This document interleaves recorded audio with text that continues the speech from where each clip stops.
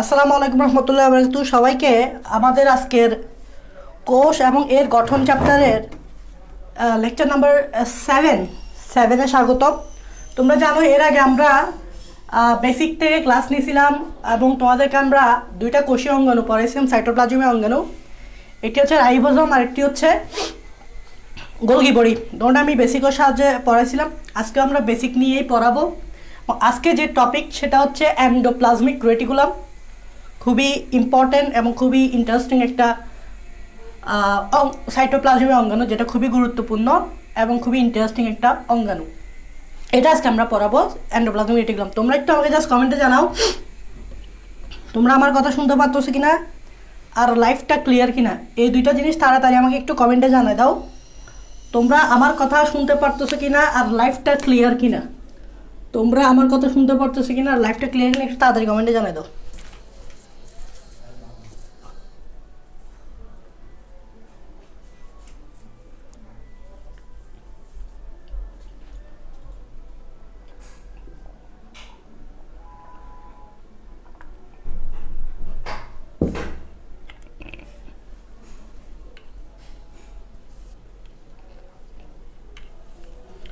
ওকে, তোমরা সবাই বলতেছো লাইফটা ক্লিয়ার। চলো আমরা আজকে এন্ডোপ্লাজমিক রেটিকুলামটা একদম বেসিক থেকে জেনে আসি। প্রথমে আসো, এই এন্ডোপ্লাজমিক রেটিকুলাম নামকরণটা এরকম কেন হয়েছে। প্রথমে আসো, এই এন্ডো মানে হচ্ছে কি ভেতরে। তোমরা সবাই জানো এন্ডো এক্সো, এক্সো মানে বাইরে, এন্ডো মানে ভিতরে। প্লাজমিক শব্দটা আসছে সাইটোপ্লাজম থেকে। তো এই প্লাজমিক শব্দটার অর্থ হচ্ছে আসলে বোঝাচ্ছে সাইটোপ্লাজম বোঝাচ্ছে। আর এই রেটিকুলাম শব্দটা যেখানে পাবা মনে রাখবা এটা জালিকাকে বোঝাচ্ছে। কি জালিকা। তাহলে রেটিকুলাম শব্দটা যেখানে পাবা সেটা অর্থই হচ্ছে জালিকা। জালক বলবা না। জালক আর জালিকার মধ্যে ডিফারেন্স আছে। জালক হচ্ছে বড় জিনিস, জালিকা হচ্ছে ছোট জিনিস। যেহেতু কোষ ছোট, কোষের ভিতরে এন্ডোপ্লাজমিক রেটিকুলাম তো আরো ছোট হবে, তাই ছোট বিধে এটাকে আমরা জালক না বলে জালিকা বলবো। যেমন কণা কণিকা, কণা কণিকা, ধমনী ধমনিকা। তাহলে কণা একটু বড়, কণিকা আরো ছোট, ধমনী একটু বড়, ধমনিকা আর একটু ছোট। ইকা, ইকা শব্দটা হচ্ছে ছোট বোঝায়। তাহলে জালিকা বলবো, নট জালক, কারণ কোষ ছোট, কোষের ভিতরে এগুলো তো আরো ছোট হবে। তাহলে এন্ডোপ্লাজমিক রেটিকুলাম মানেটা কি দাঁড়ালো, সেটা হচ্ছে সাইটোপ্লাজমের ভেতরের জালিকাকেই বলা হয় এন্ডোপ্লাজমিক রেটিকুলাম। ভালোভাবে দেখো, সাইটোপ্লাজমের ভেতরের জালিকা, সাইটোপ্লাজমের ভেতরের জালিকাকে বলা হয় এন্ডোপ্লাজমিক রেটিকুলাম। বিকজ আমরা যদি এটা কোষ আঁকি, কোষের ভিতরে কি থাকে বলতো, সাইটোপ্লাজম। কোষের ভিতরে কি আছে, সাইটোপ্লাজম। আর এই সাইটোপ্লাজমের ভিতরেই কিন্তু, সাইটোপ্লাজমের ভিতরেই কিন্তু জালিকা থাকে। দেখুন এরকম, দেখো এগুলো হচ্ছে জালিকা।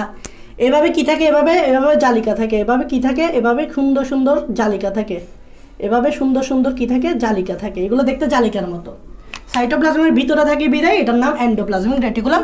আশা করি নামকরণের মিনিংটা বুঝতে পারছো। আমি এখানে তোমাদেরকে বলবো না এটা কে আবিষ্কার করছে, কে নামকরণ করছে, এগুলো বলবো না, কারণ এগুলো মুখস্থের জিনিস। সো আমি এইসব থেকে বেসিক জিনিসটাকে গুরুত্ব দিব। কারণ কে আবিষ্কার করছে, নামকরণ কে করছে, এগুলো জেনে আমার লাভ কি, তোমার লাভ কি, হয়তো এমসিকিউর জন্য আর কি। বাট এগুলো তো আমি না বলে দিলেও চলবে, কারণ এগুলো বইয়ে আছে আর এগুলো বোঝার কিছু না। বোঝার যেগুলো সেগুলোই তো তোমাকে বুঝাইতে হবে, বেসিক জিনিস। কারণ বই পড়লে তো আর বেসিক অনেক কিছু ক্লিয়ার হয় না, কারণ বইয়ে তো একদম A to Z সব বলে দিবে না তোমাকে। তো তোমাকে নিচ থেকে কিন্তু বুঝতে হবে, মানে আমি বুঝিয়ে দিব, নিচ থেকে বুঝতে হবে না, আমি বুঝিয়ে দিব। এখন আসো, এই যে এন্ডোপ্লাজমিক রেটিকুলাম, তুমি যদি এন্ডোপ্লাজমিক রেটিকুলাম পড়তে চাও তোমাকে কিন্তু এই গলগি বডি সম্বন্ধে জানতে হবে। গলগি বডি, তো আমি গত ক্লাসে তোমাদেরকে গলগি বডি পড়াইছিলাম, আই হোপ তোমরা বুঝছো। এখন তুমি যদি এন্ডোপ্লাজমিক রেটিকুলাম পড়তে চাও, গলগি বডিকে জানতে হবে। এবং এই যে এটা হচ্ছে কি আমাদেরকে বলো তো, নিউক্লিয়াস, নিউক্লিয়াস সাহেবকে জানতে হবে। এখন দেখো, এটা নিউক্লিয়াস যদি হয়, নিউক্লিয়াসের এই জিনিসটা হচ্ছে কি, নিউক্লিয়ার ছিদ্র। তোমরা জানো যে নিউক্লিয়ার ছিদ্র আছে, এটা একটা ছিদ্র, এটা একটা ছিদ্র, এটা একটা ছিদ্র, এটা একটা ছিদ্র। আর এই জিনিসটা কি, এই জিনিসটা হচ্ছে কি বলতো, এই জিনিসটা হচ্ছে নিউক্লিয়ার মেমব্রেন। নিউক্লিয়ার মেমব্রেন তোমরা জানো মেমব্রেন নর্মালি দ্বিস্তরী হয়, দুইটা স্তর। তাহলে এই নিউক্লিয়ার মেমব্রেন কয় স্তরী, এগুলো আমি আবার মুছে দিব, তোমরা লিখে ফেলতে পারো। নিউক্লিয়ার মেমব্রেন দ্বিস্তরী, না লিখলেও চলবে, তোমরা তো জানো। তাহলে দেখো এই যে নিউক্লিয়ার মেমব্রেনের স্থানে স্থানে ছিদ্র থাকে, এগুলোকে বলা হয় নিউক্লিয়ার ছিদ্র। এগুলো থাকাটা জরুরি। কেন জরুরি বলবো, নিউক্লিয়ার মেমব্রেন থাকে, নিউক্লিয়ার মেমব্রেন অবশ্যই দ্বিস্তরী, কারণ আমরা জানি যে কোষঝিল্লি মূলত দ্বিস্তরী হয়, একক পর্দা যেটাকে বলে। আমি গত ক্লাসে একক পর্দা তোমাদেরকে আমি বুঝাইছিলাম, আশা করি একক পর্দা কি তোমরা জানো। তাহলে এটা দ্বিস্তরী, ওকে ফাইন। নিউক্লিয়াসের ভিতরে এটা থাকে কি নিউক্লিওলাস কালো যেটা, আর লাল কালারের যেটা এটা পেঁচানো, এটাকে বলা হয় নিউক্লিয়ার রেটিকুলাম। দেখো এখানেও রেটিকুলাম আছে, এখানেও রেটিকুলাম, এটাও জালের মতো ছড়াই ছিটাই থাকে, জালিকা বলে। যাই হোক, এটা নর্মালি আমরা বলি যে এই জিনিসটাকে আমরা ধরে নিই, এটা নিউক্লিয়ার রেটিকুলাম মানে কি ক্রোমাটিন, ক্রোমাটিন মানে কি ভিতরে কি থাকবে ক্রোমোজোম থাকবে, ক্রোমোজোম মানে কি ডিএনএ। তো আপাতত মনে রাখবা এখানে কি আছে ভিতরে ডিএনএ আছে। এটা তো জানো যে তোমরা নিউক্লিয়াসের ভিতরে কি থাকে, আমাদের মেইন বংশগতির উপাদান যেটাকে আমরা বলি সেটা হচ্ছে ডিএনএ। ফাইন, ওকে। আচ্ছা ভাই, আমরা তো পড়তেছি এন্ডোপ্লাজমিক রেটিকুলাম, তাহলে আমরা যদি এন্ডোপ্লাজমিক রেটিকুলাম পড়তে চাই আমাদেরকে নিউক্লিয়াসের মধ্যে একটু আলাদা পাল্টা ধারণা লাগবে, গোলকি বডি সম্বন্ধে একটু জানতে হবে। এখন আসো এন্ডোপ্লাজমিক রেটিকুলাম এখানে কোনটা, এই যে এটাই হচ্ছে এন্ডোপ্লাজমিক রেটিকুলাম। খুব মনোযোগ সহকারে দেখবা, এগুলো আমি মুছে দিব, এগুলো তোমাদেরকে জাস্ট একটু চিহ্নিত করে দিছি, এগুলো কি একটু জানা বলার জন্য। তোমরা অবশ্যই জানো যে এটা নিউক্লিয়ার মেমব্রেন, এটা দ্বিস্তরী। এখন থেকে এই জিনিসটাই হচ্ছে, এই যে পুরা জিনিসটা, এই যে পুরা জিনিসটাই কিন্তু এন্ডোপ্লাজমিক রেটিকুলাম, বা সংক্ষেপে এটাকে বলা হয় ইআর। সংক্ষেপে কি বলে ইআর। এই পুরা জিনিসটাই হচ্ছে এন্ডোপ্লাজমিক রেটিকুলাম বা ইআর, এই পুরা জিনিসটা। এখন ইআর যেহেতু একটি অঙ্গাণু, তাহলে এটারও ঝিল্লি থাকবে। একটু খেয়াল করবা, এটা হচ্ছে নিউক্লিয়ার মেমব্রেন। তুমি দেখবা নিউক্লিয়ার মেমব্রেন থেকে আমি একটা অংশ বের করছি, এদিকে তাকাও, এই জায়গায় দেখো, এই যে নিউক্লিয়ার মেমব্রেন থেকে আমরা এরকম একটা অংশ বের করে কিন্তু এই জিনিসটা আঁকছি। তাহলে আমরা বলতেই পারি এই জিনিসটা যেটা দেখতেছ সেটা অ্যাকচুয়ালি নিউক্লিয়ার মেমব্রেন থেকেই আসছে। তাহলে নিউক্লিয়ার মেমব্রেন যেহেতু দ্বিস্তরী, তাহলে ইআর এর মেমব্রেনও কি হবে, ইআর এর মেমব্রেনও কি হবে দ্বিস্তরী। যেহেতু নিউক্লিয়ার মেমব্রেন থেকেই আসছে, দেখো এখানে আমি যদিও দ্বিস্তরী দেখাইনি, দ্বিস্তরী বলতে তুমি এটাকে আরেকটা লেয়ার মারি দিবা, লেয়ার মারবা এভাবে, আরেকটা লেয়ার মারি দিবা, হ্যাঁ এভাবে আরেকটা লেয়ার মারি দিবা আর কি। তো আমি দ্বিস্তরীটা দেখাইনি আর কি। যাই হোক, তো ইআর এর মেমব্রেনও দ্বিস্তরীর জন্য, কারণ নিউক্লিয়ার মেমব্রেন দ্বিস্তরী, আর নিউক্লিয়ার মেমব্রেন থেকেই দেখতেছি আমরা এই অংশটা বাইরে হয়েছে বলতে পারি। আচ্ছা যাই হোক, ওকে ভাইয়া ফাইন, যে আমরা বুঝলাম যে ইআর এর মেমব্রেন এটা। এখন দেখো তোমরা সবাই জানো যে এই যে ইআর দুই ধরনের, একটি হচ্ছে ইআর হচ্ছে কয় ধরনের, দুই ধরনের। একটি হচ্ছে মসৃণ ইআর, আর একটি হচ্ছে অমসৃণ। সবাই জানো একটি হচ্ছে মসৃণ আর একটি হচ্ছে অমসৃণ। প্রথমে আসো অমসৃণ কাকে বলে, মসৃণ কাকে বলে এটা সবাই আমরা জানি। ধরে নাও এটা আমার হাত, এই হাতে যদি আমি এভাবে দাগ দিয়ে দেই বা কিছু দিয়ে দেই, তাহলে আমি বলতে পারি না এই হাতটা মসৃণ, অমসৃণ বলবো, বিকজ এই হাতে প্রচুর দাগ। এখন এই হাতে যদি কোনো দাগ না থাকে তোমরা কি বলবে, ভাই হাতটা তো অনেক মসৃণ। দ্যাট মিনস ইআর কখন অমসৃণ কখন মসৃণ, যদি ইআরে রাইবোজোম থাকে, যদি রাইবোজোম যুক্ত থাকে তাহলে এটা হচ্ছে অমসৃণ। আর যদি নো রাইবোজোম, মানে নো রাইবোজোম, যদি রাইবোজোম না থাকে তাহলে হবে মসৃণ। মসৃণ কখন, যখন রাইবোজোম থাকে না, সো প্লেন, ইটস প্লেন। আর অমসৃণ কখন, যখন রাইবোজোম থাকে, দাগ থাকে। রাইবোজোম মানে আমরা বলতে পারতেছি যে মোটামুটি বলতেছি যে ওই ইয়ারটা দাগ আছে আর কি। তো রাইবোজোম থাকলে অমসৃণ, রাইবোজোম না থাকলে মসৃণ।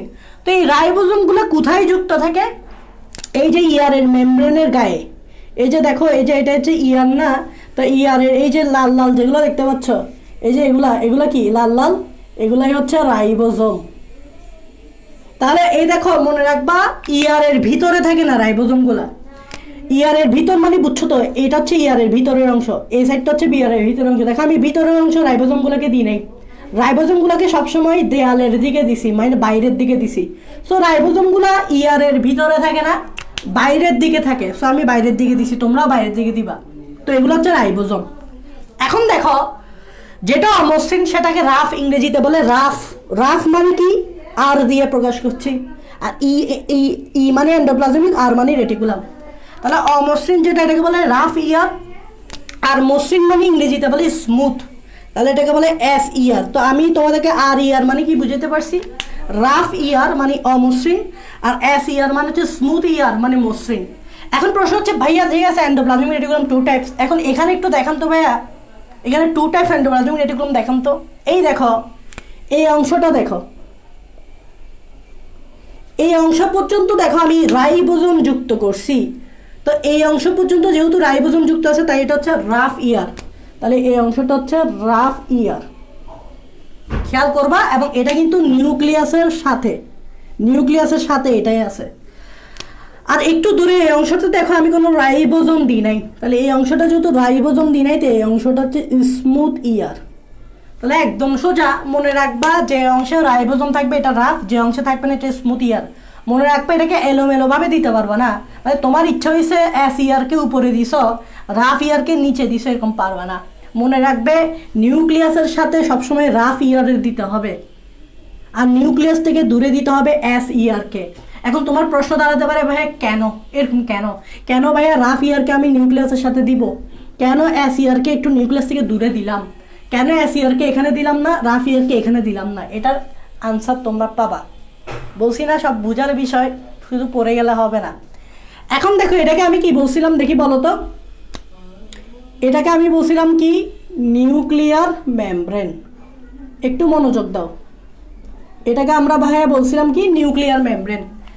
এখন তোমাদেরকে যদি ভাইয়া জিজ্ঞেস করি এই রাফ ইয়ারটা কোত্থেকে সৃষ্টি হয়েছে, এই এস ইয়ারটা কোত্থেকে সৃষ্টি হয়েছে, এই আর ইয়ারটা কোত্থেকে সৃষ্টি হয়েছে, তুমি যদি এই পিকচারটার দিকে ভালোভাবে তাকাও তাহলে তুমি নিজেই বুঝতে পারবে, মুখস্থ করতে হবে না যে রাফ ইয়ার কোত্থেকে সৃষ্টি হয়েছে এস ইয়ার। তুমি একটু দেখো, এটা হচ্ছে নিউক্লিয়ার মেমব্রেন, এই নিউক্লিয়ার মেমব্রেন থেকে একটা অংশ বাইরে হয়ে এই রাফ ইয়ার এতটুকু পর্যন্ত অংশটা তৈরি হয়েছে। একটু খেয়াল করবা, এতটুকু পর্যন্তকে আমরা রাফ ইয়ার বলছি কেন, এখানে রাইবোজোম আছে, এই যে নিউক্লিয়ার মেমব্রেন থেকেই কিন্তু এই অংশটা বাইরে হয়েছে। তাহলে আমরা বলতে পারি এই নিউক্লিয়ার মেমব্রেন থেকেই রাফ ইয়ারের উৎপত্তি। দেখছো, শিখে ফেলছো, তোমাকে মুখস্থ করতে হচ্ছে না, এই পিকচারটার দিকে তাকালে হবে। এই আর ইয়ার বা রাফ ইয়ারটা এই নিউক্লিয়ার মেমব্রেন থেকেই সৃষ্টি হয়েছে।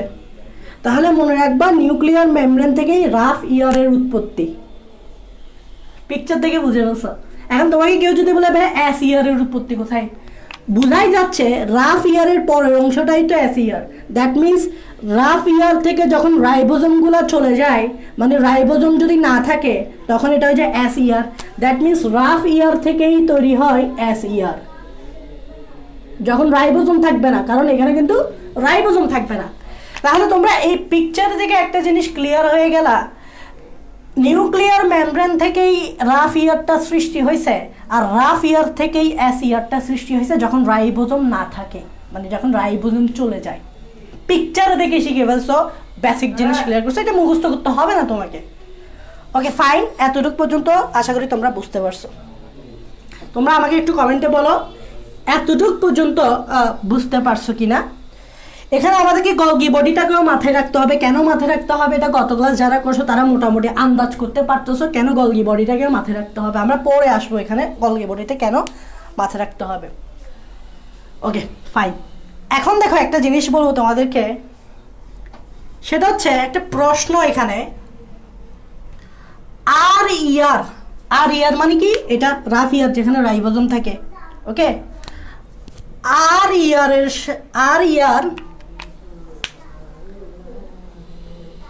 ইয়ার নিউক্লিয়াসের সাথে কানেক্টেড কেন,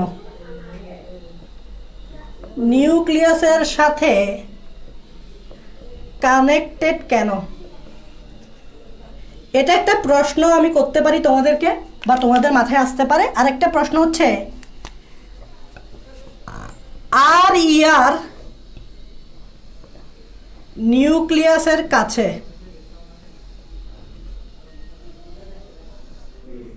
কিন্তু এস ইয়ার দূরে কেন, কিন্তু এস ইয়ার, এই প্রশ্নটা লিখে ফেলে আমি তোমাদেরকে আনসার বুঝাই দিচ্ছি। এখানে দুইটা প্রশ্ন একই কথা, দুইটা প্রশ্ন একই কথা। দেখো আর ইয়ার নিউক্লিয়াসের সাথে কানেক্টেড কেন? তুমি দেখো আর ইয়ারটাই কিন্তু নিউক্লিয়াসের সাথে connected, not S year. Picture দেখেই আমাকে বলো মুখস্থ কেন করবা? তাহলে এটা একটা প্রশ্ন হতে পারে কানেক্টেড কেন। Okay fine. এখন আর ইয়ার নিউক্লিয়াসের কাছে, দেখো আর ইয়ারটাই নিউক্লিয়াসের কাছে, দূরে হচ্ছে কি এস ইয়ার। কেন? উল্টাটা হইতে পারতো, এস ইয়ারটাকে ভাই আমরা এখানে দিব, আর ইয়ারটাকে এখানে দিব, উল্টাটা আমি দিব, বাট দিচ্ছি না কেন? এরকম প্রশ্ন আসতে পারে না? আসতে পারে। এখন এটার আনসার কি দেওয়া যায়? এটার আনসার দেওয়াটা একদম ইজি, যার বেসিক আছে সেই আনসার দিতে পারবে। আমি, তোমরা কি প্রশ্নটা লিখছো? একটু প্রশ্নটা লিখো, আমি এটার আনসার বলে দিচ্ছি। তোমরা প্রশ্নটা লিখো, আমি এটার আনসার বলে দিচ্ছি। এই আর ইয়ার নিউক্লিয়াসের এটা প্রশ্নটা একটু লিখো।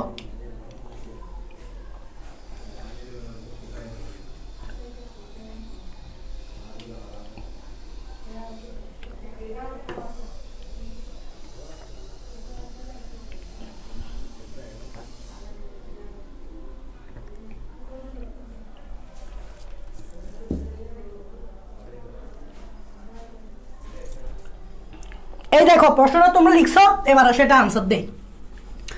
খেয়াল করবা নিউক্লিয়াসের সাথে রাফ ইয়ারটাই কানেক্টেড, নট এস ইয়ার। ওকে, এটা তো তোমরা বুঝছো। এখন দেখো কেন কানেক্টেড।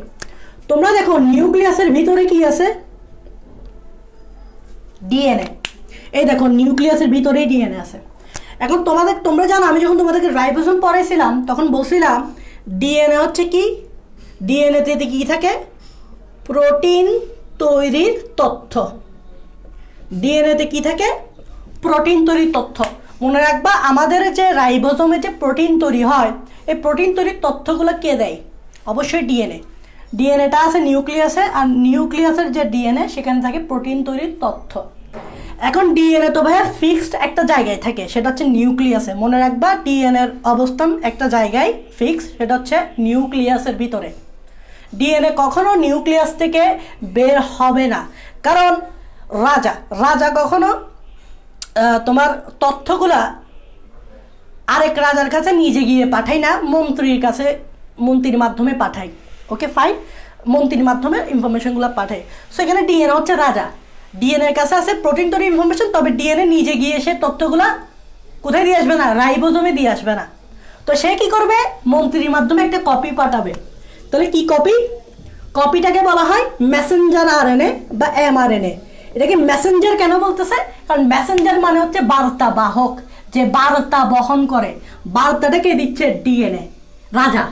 আর এই মেসেঞ্জার আরএনএ কি? বার্তা বাহক, সেটাকে মন্ত্রী। তাহলে এই মেসেঞ্জার আরএনএ কিন্তু ক্যারি করে নিয়ে যাবে, দ্যাট মিনস এমআরএনএ কিন্তু ক্যারি করে নিয়ে যাবে। তাহলে দেখো এখান থেকে এই ডিএনএ থেকে একটা এমআরএনএ তৈরি হবে, আর এই এমআরএনএ বের হতে পারবে নিউক্লিয়াস থেকে। নিউক্লিয়াস থেকেই এই এমআরএনএ বের হবে। এই নিউক্লিয়াস থেকে কি হবে? বের হবে বলো?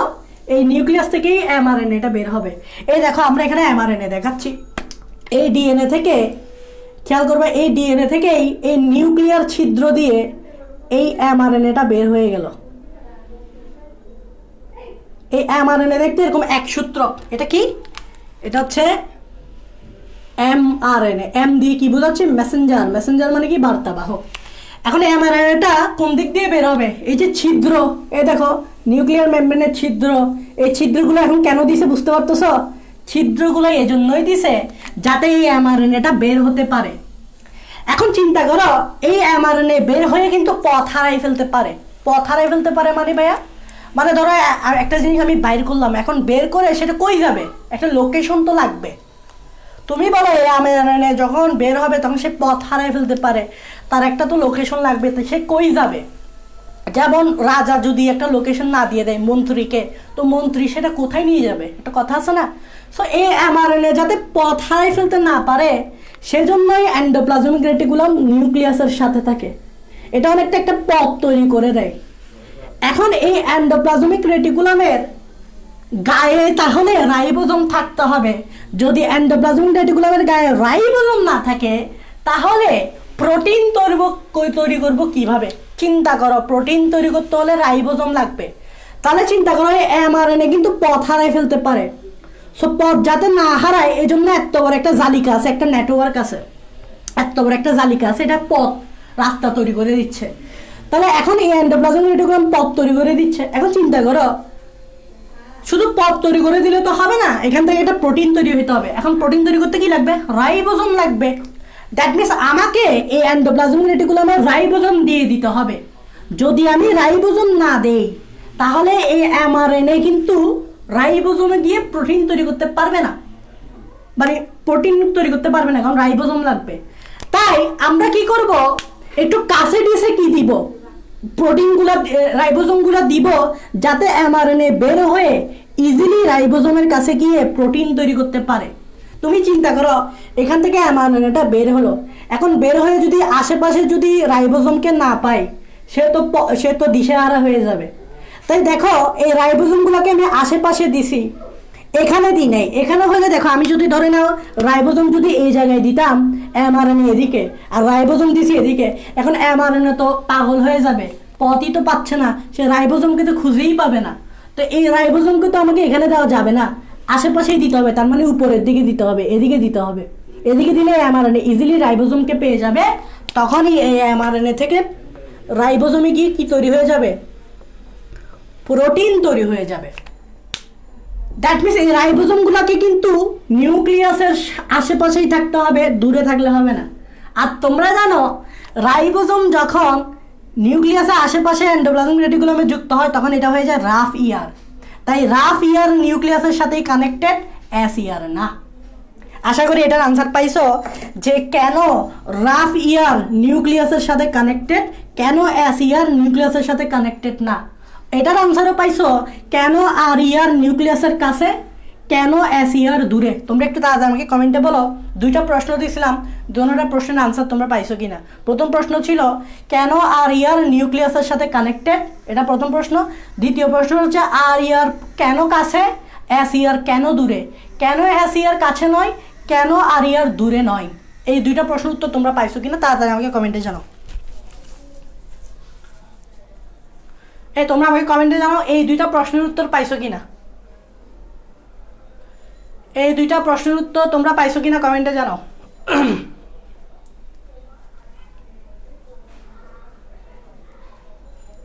এস ইয়ার কি সেপারেট থাকতে পারে না? পারে, এস ইয়ার সেপারেট থাকতে পারে, এস ইয়ার সেপারেট থাকতে পারে।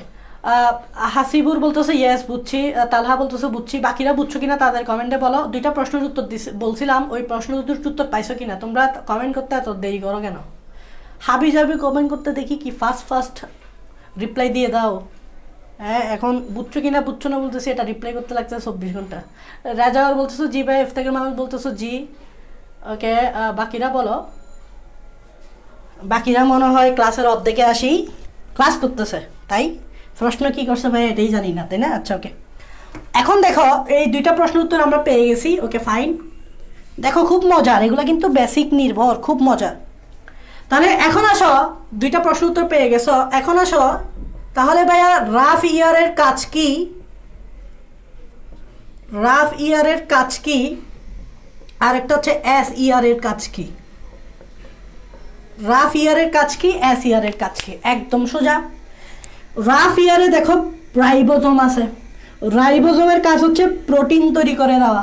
ওই দেখো এই এমআরএনএটা কোথায় আসবে, এই নিউক্লিয়াস ডিএনএ থেকে এমআরএনএটা নিউক্লিয়াস ছিদ্র দিয়ে বের হয়ে কোথায় আসবে, এই রাফ ইয়ারের রাইবোজোমে আসবে। রাইবোজোমে এসে কি তৈরি করবে? প্রোটিন তৈরি করবে, তাই না? এখানে এমআরএনএটা এখানে আসবে, এখানে আসবে না, এটা কাছে দেখো, এটা রাইবোজোম আছে, এখানে রাইবোজোম নাই, সো এমআরএনএ এখানে কি জন্য আসবে? এখানে এসে এই রাইবোজোমে বসে প্রোটিন তৈরি করবে। তাহলে আর ইয়ারের কাজ কি? প্রোটিন তৈরি করা। এখন তোমরা জানো প্রোটিন যে কথা, এনজাইম একই কথা, তাহলে আমি এটাকে বলতে পারি এনজাইম তৈরি করা, বিকজ প্রোটিন এনজাইম ভাই ভাই। We know protein are also called, enzyme are also called protein. That means protein যে কথা, এনজাইম একই কথা। তাহলে আর ইয়ারের কি কাজ? প্রোটিন তথা কি তৈরি করা? এনজাইম তৈরি করা। তাহলে ভাই এস ইয়ারের কি কাজ? স্মুথ এন্ডোপ্লাজমিক রেটিকুলামে যেহেতু রাইবোজোম নাই, তুমি দেখো এখানে কিন্তু রাইবোজোম নাই, তো রাইবোজোম না থাকলে তো প্রোটিন তৈরি করার কোনো প্রশ্নই আসে না, কারণ প্রোটিন তৈরি করতে হলে এখানে রাইবোজোম লাগবে। তাহলে অন্য কাজ, যেমন প্রোটিন বাদে আর কি আছে? লিপিড আছে। দ্যাট মিনস এস ইয়ারের কাজ হচ্ছে মূলত মেইনলি কাজ হচ্ছে লিপিড তৈরি। এই অ্যাসিয়ারের মেইন কাজ হচ্ছে মেইনলি লিপিড তৈরি করা। যেহেতু রাইবোজোমই নেই তাহলে প্রোটিন কেমনে তৈরি করবে? এখন তোমরা জানো লিপিড অনেক রকমের আছে, যেমন একটা লিপিডকে আমরা বলি, যেমন কোলেস্টেরলও কিন্তু ওয়ান কাইন্ড অফ লিপিড, কোলেস্টেরলও কিন্তু ওয়ান কাইন্ড অফ লিপিড। আবার একটা জিনিস চিন্তা করবা, এখানে আমি আরেকটা কথা বলি, হরমোনও কিন্তু প্রোটিন। একটু খেয়াল করবা, এখানে আমি হরমোন তৈরিও বলতে পারি। রাফ ইয়ার কিন্তু হরমোন তৈরি করে, আমি এটাও বলতে পারি, because we know hormone are also protein. এখন চিন্তা করো, সব হরমোন কিন্তু প্রোটিন না, যেরকম সব এনজাইম প্রোটিন না, সব প্রোটিন এনজাইম না, ঠিক সেমভাবে সব হরমোন কিন্তু প্রোটিন না। কিছু হরমোন আছে যেগুলো লিপিড রিলেটেড, যেগুলোকে বলা হয় স্টেরয়েড হরমোন। এখানে আমি একটু লিখতেছি, দেখো, স্টেরয়েড হরমোন।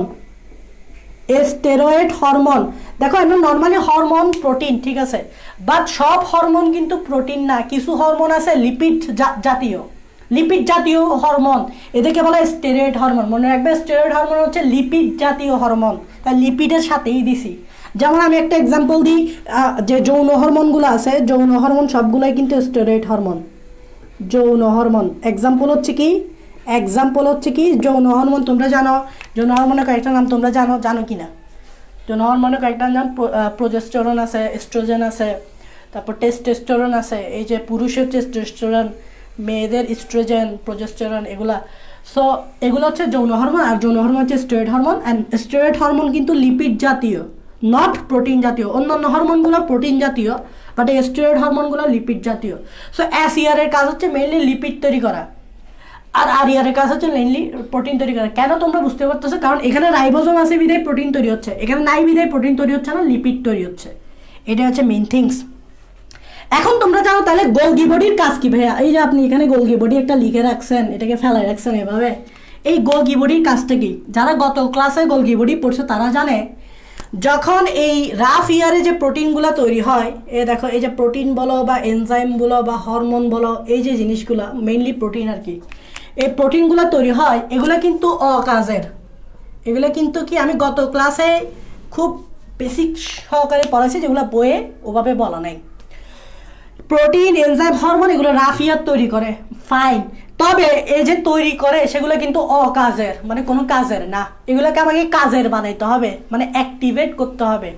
এখন অ্যাক্টিভেট করার জন্য এই রাফ ইয়ার থেকে যে প্রোটিনগুলো তৈরি হবে সেগুলো এই গলগি বডির ভিতর দিয়ে যাবে। আর গলগি বডির ভিতর দিয়ে যখন যাবে, গলগি বডি এগুলোকে কী করবে?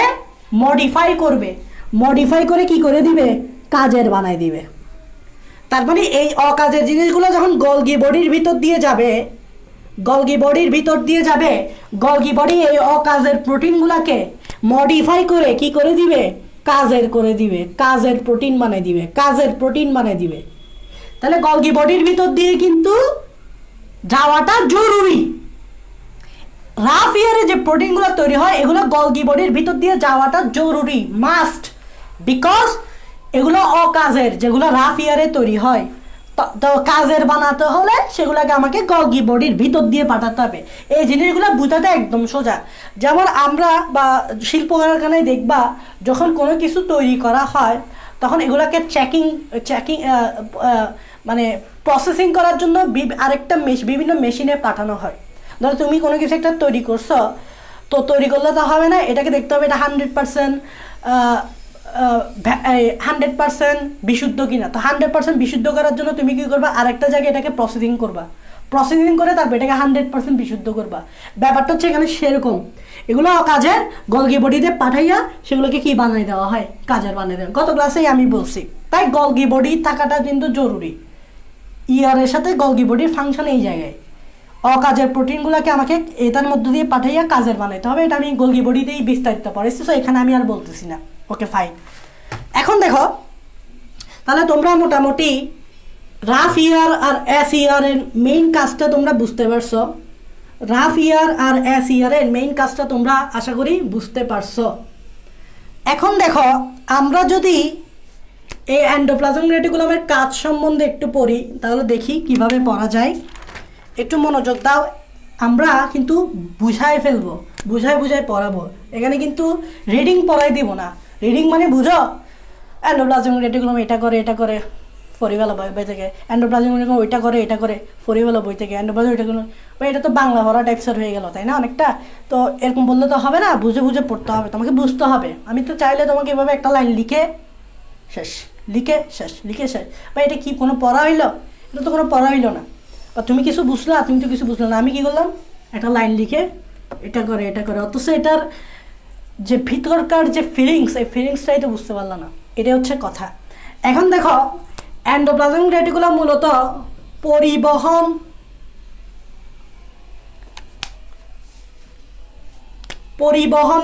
পরিবহনে ভূমিকা রাখে এটা এন্ডোপ্লাজমের একটা গুরুত্বপূর্ণ কাজ যে এন্ডোপ্লাজমিক রেটিকুলাম অনেকটা পরিবহনে ভূমিকা পালন করে এখন প্রশ্ন হচ্ছে ভাই কীভাবে দেখো 1 নাম্বার কিভাবে পরিবহন করে সেটা হচ্ছে নিউক্লিয়াস থেকে একটু খেয়াল করে একটু আগে এটা বুঝাইছি দেখো নিউক্লিয়াস থেকে আগত মেসেঞ্জার আরএনএ পরিবহন করে তোমরা কিন্তু আমার সাথে কেউ দ্বিমত হতে পারবে না এটা আমি বুঝাই নেই যে এটা আমি একটু আগেই বুঝেছি দেখো এই নিউক্লিয়াসের ডিএনএ থেকে এমআরএনএ যেটা তৈরি হয়েছে সেটা এই নিউক্লিয়ার ছিদ্র দিয়ে বের হয়ে গেছে বের হয়ে কোথায় আসছে এন্ডোপ্লাজমিক রেটিকুলামেই তো আসছে তাহলে এই এন্ডোপ্লাজমিক রেটিকুলাম কি করে এমআরএনএ কি করে পরিবহন করে তোমরা আমার সাথে একমত ফাইন এটা বুঝে গেছো আরেকটা জিনিস দেখো পরিবহন কিভাবে ভূমিকা রাখে এটাও আমি একটু আগে বুঝেছি সেটা হচ্ছে রাফ ইয়ারে তৈরিকৃত প্রোটিন একটু আগেই পড়াইছি এটা তৈরিকৃত প্রোটিন কোথায় পরিবাহিত করে গোলগি বডিতে পরিবাহিত করে তুমি দেখো এই রাফ এন্ডোপ্লাজমিক রেটিকুলাম আমরা বললাম না প্রোটিন তৈরি হয় যেটা অকাজের বলছি না অকাজের প্রোটিনটাকে এভাবে পরিবাহিত করে কোথায় পাঠাই গলগি বডিতে পাঠাই কেন কাজের বানানোর জন্য তাহলে এটাও তো পরিবহনের কাজ এই যে রাফ ইয়ারে যে প্রোটিনগুলো তৈরি হচ্ছে সেগুলো অকাজের বলছি না সেগুলোকে কাজের বানানোর জন্য কোথায় পাঠাতে হবে গলগি বডিতে পাঠাতে হবে তাহলে দেখো রাফ ইয়ারে তৈরিকৃত প্রোটিন গোলগি বডিতে পরিবাহিত করে তাহলে এটা যে পরিবহনে কাজ করে সেটার একটা লজিক্যাল বেসিক একটা ধারণা তোমরা পাইছো যদি না পাও তো আমাকে কমেন্টে জানাও আমি চেক করব 2 নাম্বার কাজ দেখো এরা প্রোটোপ্লাজমের কাঠামো হিসেবে কাজ করে অনেকে এটা বুঝে না যে কিভাবে কাঠামো হিসেবে কাজ করে প্রোটোপ্লাজমের কাঠামো হিসেবে কাজ করে কাঠামো কি ইংরেজিতে বলে ফ্রেমওয়ার্ক কাঠামো এই যে আমরা আমাদের দেহের কাঠামো বলি আমাদের দেহের কাঠামো দান করে আমাদের কঙ্কাল তো ঠিক সেমভাবে এরা কিন্তু প্রোটোপ্লাজমের কাঠামো হিসেবে কাজ করে কেন কাঠামো হিসেবে কাজ করে কারণ এদের নাম হচ্ছে জালিকা মনে রাখবা জালিকা এমন এক জিনিস যেটা চারিদিকে ছড়ায় ছিটাই থাকে তো জালিকা যেহেতু চারিদিকে ছড়ায় ছিটাই থাকে তাহলে এটা একটা কাঠামো হিসেবে কাজ করে একটা শেপ দিয়ে একটা আকৃতি দেয় মানে একটা কোষকে ধরে রাখে একটা প্রোটোপ্লাজমকে ধরে রাখে তো জিনিসটা আমি এভাবে বলতে পারি তোমরা দেখবা এই যে এন্ডোপ্লাজমিক রেটিকুলাম এটা কিন্তু তুমি দেখবা নিউক্লিয়াস থেকে সৃষ্টি হচ্ছে নিউক্লিয়ার মেমব্রেন থেকে সৃষ্টি হচ্ছে তাহলে এর শুরুটা হয় নিউক্লিয় ঝিল্লি হতে তাহলে আমি বলতে পারি এর স্টার্টটা কোত্থেকে শুরু হয় নিউক্লিয়াসের ঝিল্লি মানে এটাকে বলা হয় নিউক্লিয় ঝিল্লি তো এর স্টার্টটা শুরু হয় নিউক্লিয় ঝিল্লি থেকে তবে একে শুধু নিউক্লিয় ঝিল্লিতে পাবা না এর স্টার্টটা নিউক্লিয় ঝিল্লিতে হলেও এ কিন্তু কোষ ঝিল্লি পর্যন্ত বিস্তৃত থাকতে পারে তাহলে সে কোত্থেকে পর্যন্ত কোষ ঝিল্লি পর্যন্ত বিস্তৃত থাকতে পারে আমাদের যে কোষের কোষ ঝিল্লি আছে সো নিউক্লিয়াসের ঝিল্লি থেকে শুরু করে কোষ ঝিল্লি তাহলে পুরা কোষটাকে বলতে গেলে সে ধরে রাখতেছে একটা কোষের কাঠামো দিচ্ছে তাই এটাকে বলা হয় যে প্রোটোপ্লাজমের কাঠামো হিসেবে কাজ করে কারণ এর পজিশনটা নিউক্লিয় ঝিল্লি থেকে কোষ ঝিল্লি পর্যন্ত বিস্তৃত তাই বলা হয় এটা মোটামুটি আমাদের প্রোটোপ্লাজমের কাঠামো হিসেবে কাজ করে মানে আমাদের প্রোটোপ্লাজমটাকেও কি করে ধরে রাখে আশা করি তোমরা এই 2টা কাজ বুঝতে পারছো এখন আসো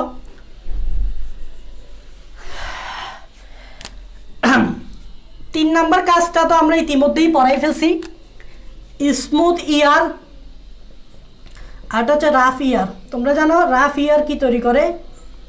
প্রোটিন অথবা এনজাইম এগুলো তৈরি করে, হরমোনও বলতে পারো, হরমোনও তৈরি করে। আর এখানে হরমোন না, এখানে হবে স্টেরয়েড হরমোন। কোথায়? অ্যাসিয়ারে হবে স্টেরয়েড হরমোন। সাথে কোলেস্টেরলের কথা বলতে পারো, কোলেস্টেরল এবং লিপিড। তো অ্যাসিয়ারের কাজ তো আমরা বলছিলাম লিপিড, কোলেস্টেরল, স্টেরয়েড হরমোন। আর রাফ ইয়ার বললাম প্রোটিন, এনজাইম, হরমোন এগুলো তৈরি করা। Okay fine. 4 নাম্বারটা দেখো একটু গুরুত্বপূর্ণ, অনেকে এটা পারে না বা বুঝে না। 4 নাম্বার হচ্ছে বিষাক্ত পদার্থকে নিষ্ক্রিয় করা। এটা অনেকে বুঝে না যে কিভাবে আমাদের মসৃণ এন্ডোপ্লাজমিক রেটিকুলাম বিষাক্ত পদার্থকে নিষ্ক্রিয় করে। এগুলো সব বইয়ে পাবা, বাট এমনি মুখস্থ করে যাবা আর কি তুমি, বাট বুঝবা না। সেটা হচ্ছে বিষাক্ত পদার্থকে কিভাবে নিষ্ক্রিয় করে। দেখো এটা আমি বুঝাই। এটা হচ্ছে আমাদের কোষ, এটা হচ্ছে নিউক্লিয়াস। এটা কি? নিউক্লিয়াস। আর নিউক্লিয়াস থেকেই যেটা বাইর হয় সেটা হচ্ছে এন্ডোপ্লাজমিক রেটিকুলাম। এটা হচ্ছে endoplasmic reticulum. Okay fine. This is year, this is nucleus. তোমরা জানো নিউক্লিয়াসকে কোষের কি বলা হয়? ব্রেইন বলা হয়, সেন্টার বলা হয়। আমাদের সেন্টার কি? ব্রেইন। আর কোষের ব্রেইন হচ্ছে নিউক্লিয়াস, কারণ নিউক্লিয়াসই একটা কোষকে নিয়ন্ত্রণ করে আমাদের ব্রেইনের মতো। তাই নিউক্লিয়াসের ব্রেইন বলা হয় নিউক্লিয়াসকে। সো ধরে নাও এটা যদি কোষ হয়, এখান থেকে একটা বিষাক্ত পদার্থ আসতেছে। এটা একটা কি? বিষাক্ত পদার্থ। এখন বিষাক্ত পদার্থ এই কোষটাকে যদি ধ্বংস করতে চায়, তাহলে তাকে কিন্তু নিউক্লিয়াসকেই আক্রমণ করতে হবে, ব্রেইনকে আক্রমণ করতে হবে। এখন এই বিষাক্ত পদার্থ নিউক্লিয়াসে যাওয়ার আগে যার সম্মুখীন হবে সেটা হচ্ছে এই ইয়ারের। একটু খেয়াল করো, এটা হচ্ছে বিষাক্ত পদার্থ। আমি এটা বলে দিচ্ছি, এটা হচ্ছে বিষাক্ত পদার্থ। এবং মনে রাখবে বিষাক্ত পদার্থ সবসময় যে পানিতে কিন্তু অদ্রবণীয় অবস্থায় থাকে। আচ্ছা যাই হোক, এটা বিষাক্ত পদার্থ।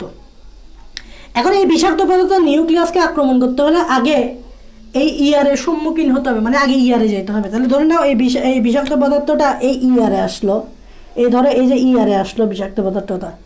এখন ইয়ার কি করে? এই বিষাক্ত পদার্থকে কোনো মতে নিউক্লিয়াসে যেতে দিবে না। কিভাবে? এই বিষাক্ত পদার্থগুলাকে ইয়ার কি করে? এই বিষাক্ত পদার্থে একটা হাইড্রোক্সিল গ্রুপ যুক্ত করে দেয়। একটু খেয়াল করবা, একটা OH মাইনাস গ্রুপ যুক্ত করে দেয়। একটু খেয়াল করবা কেন এটা। এই ইয়ার এই বিষাক্ত পদার্থতে একটা কি যুক্ত করে দেয়? হাইড্রোক্সিল গ্রুপ, মানে OH মাইনাস গ্রুপ। এটা যুক্ত করার কারণে এই বিষাক্ত পদার্থগুলা পানিতে দ্রবীভূত হয়। কিসে দ্রবীভূত হয়? পানিতে। তোমরা জানো পানি একটা পোলার যৌগ। যখন বিষাক্ত পদার্থতে OH যুক্ত করা হয়েছে তখন এটাও কিন্তু পোলার হয়ে গেছে। নর্মালি বিষাক্ত পদার্থ কিন্তু পানিতে দ্রবীভূত হয় না, বিধায় কিন্তু বিষাক্ত পদার্থ নিষ্ক্রিয় হতে পারে না, মানে সক্রিয় থাকে। ফলে কোষের যে বিভিন্ন গুরুত্বপূর্ণ উপাদান সেগুলোকে ধ্বংস করে ফেলে। এর থেকে পরিত্রাণের উপায় কি? এই বিষাক্ত পদার্থকে পানিতে দ্রবীভূত করে ফেলা। যদি বিষাক্ত পদার্থকে পানিতে দ্রবীভূত করে ফেলা যায় তাহলে কিন্তু সেটা কোষের অন্যান্য উপাদানকে আক্রমণ করতে পারবে না, কারণ পানিতে দ্রবীভূত হয়ে গেছে যে। তো এটাকে পানিতে দ্রবীভূত করার জন্য ইয়ার কি করবে? এই বিষাক্ত পদার্থে একটা হাইড্রোক্সিল গ্রুপ লাগাই দিবে। লাগাই দেওয়ার কারণে এটা কি হয়ে যায়? পানিতে দ্রবীভূত হয়ে যায়। আর পানিতে দ্রবীভূত হওয়ার কারণে বিষাক্ত পদার্থ আর কাজ করতে পারে না। ফলে কোষের যে অন্যান্য উপাদান সেগুলো কি হয়ে যায়? সেগুলো কি থাকে? ঠিক থাকে। দ্যাট মিনস বিষাক্ত পদার্থকে কি করে দিল? নিষ্ক্রিয় করে দিল। কে? ইয়ার। কিভাবে? হাইড্রোক্সিল গ্রুপ যুক্ত করে পানিতে দ্রবীভূত করে। তাহলে ইয়ার কি করলো? বিষাক্ত পদার্থে হাইড্রোক্সিল গ্রুপ যুক্ত করে এটাকে পানিতে কি করে দিল? দ্রবীভূত করে দিল। বিকজ পানিও পোলার, এটাও পোলার হয়ে গেল, ফলে পানিতে দ্রবীভূত হয়ে গেল। ফলে কোষের জন্য অন্য উপাদান এগুলো রক্ষা পেল। সো বিষাক্ত পদার্থকে নিষ্ক্রিয় করে দেয় এভাবে। তো আশা করি তোমরা বুঝতে পারছো। এখন চিন্তা করো, যেহেতু ইয়ারের একটা গুরুত্বপূর্ণ কাজ হচ্ছে বিষাক্ত পদার্থ নিষ্ক্রিয় করা, ঠিক সেমভাবে আমাদের মানবদেহের একটা অঙ্গ আছে যেটা এভাবে বিষাক্ত পদার্থকে নিষ্ক্রিয় করে। তোমাদেরকে একটু বলে দিই, আমাদের যে লিভার আছে, এই লিভার কি করে? রক্তের বিষাক্ত পদার্থকে ডিটক্সিফাই করে। অনেকে বলবা ভাইয়া এটা কি আবার? ডি মানে কি জানো? ডি মানে হচ্ছে 9, টক্সিফাই মানে হচ্ছে টক্সিন মানে বিষ, মানে হচ্ছে বিষাক্ত পদার্থে কি থাকে? বিষ থাকে। তো যকৃৎ কি করে? ওই বিষাক্ত পদার্থকে বিষকে নাই করে দেয়। তো বিষকে নাই করার প্রক্রিয়াটাই হচ্ছে ডিটক্সিফিকেশন। ঠিক আছে, ডিটক্সিফিকেশন মানে ডিটক্সিফাই করে দেওয়া। তো বিষাক্ত পদার্থকে নিষ্ক্রিয় করে দেওয়া বা ডিটক্সিফাই করে দেওয়া, সেটা কার কাজ? লিভারের কাজ। তাহলে আমরা একটা জিনিস বুঝে গেলাম, আর কোথায় বেশি থাকবে? লিভারে।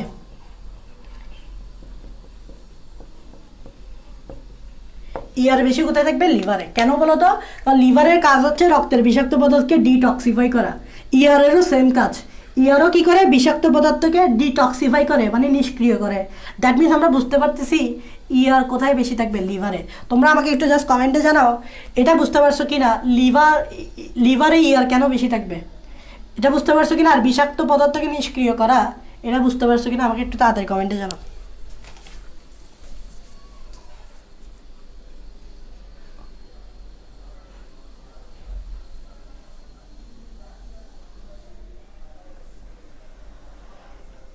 এটা বুঝতে পারছো কিনা তাড়াতাড়ি কমেন্টে জানাও।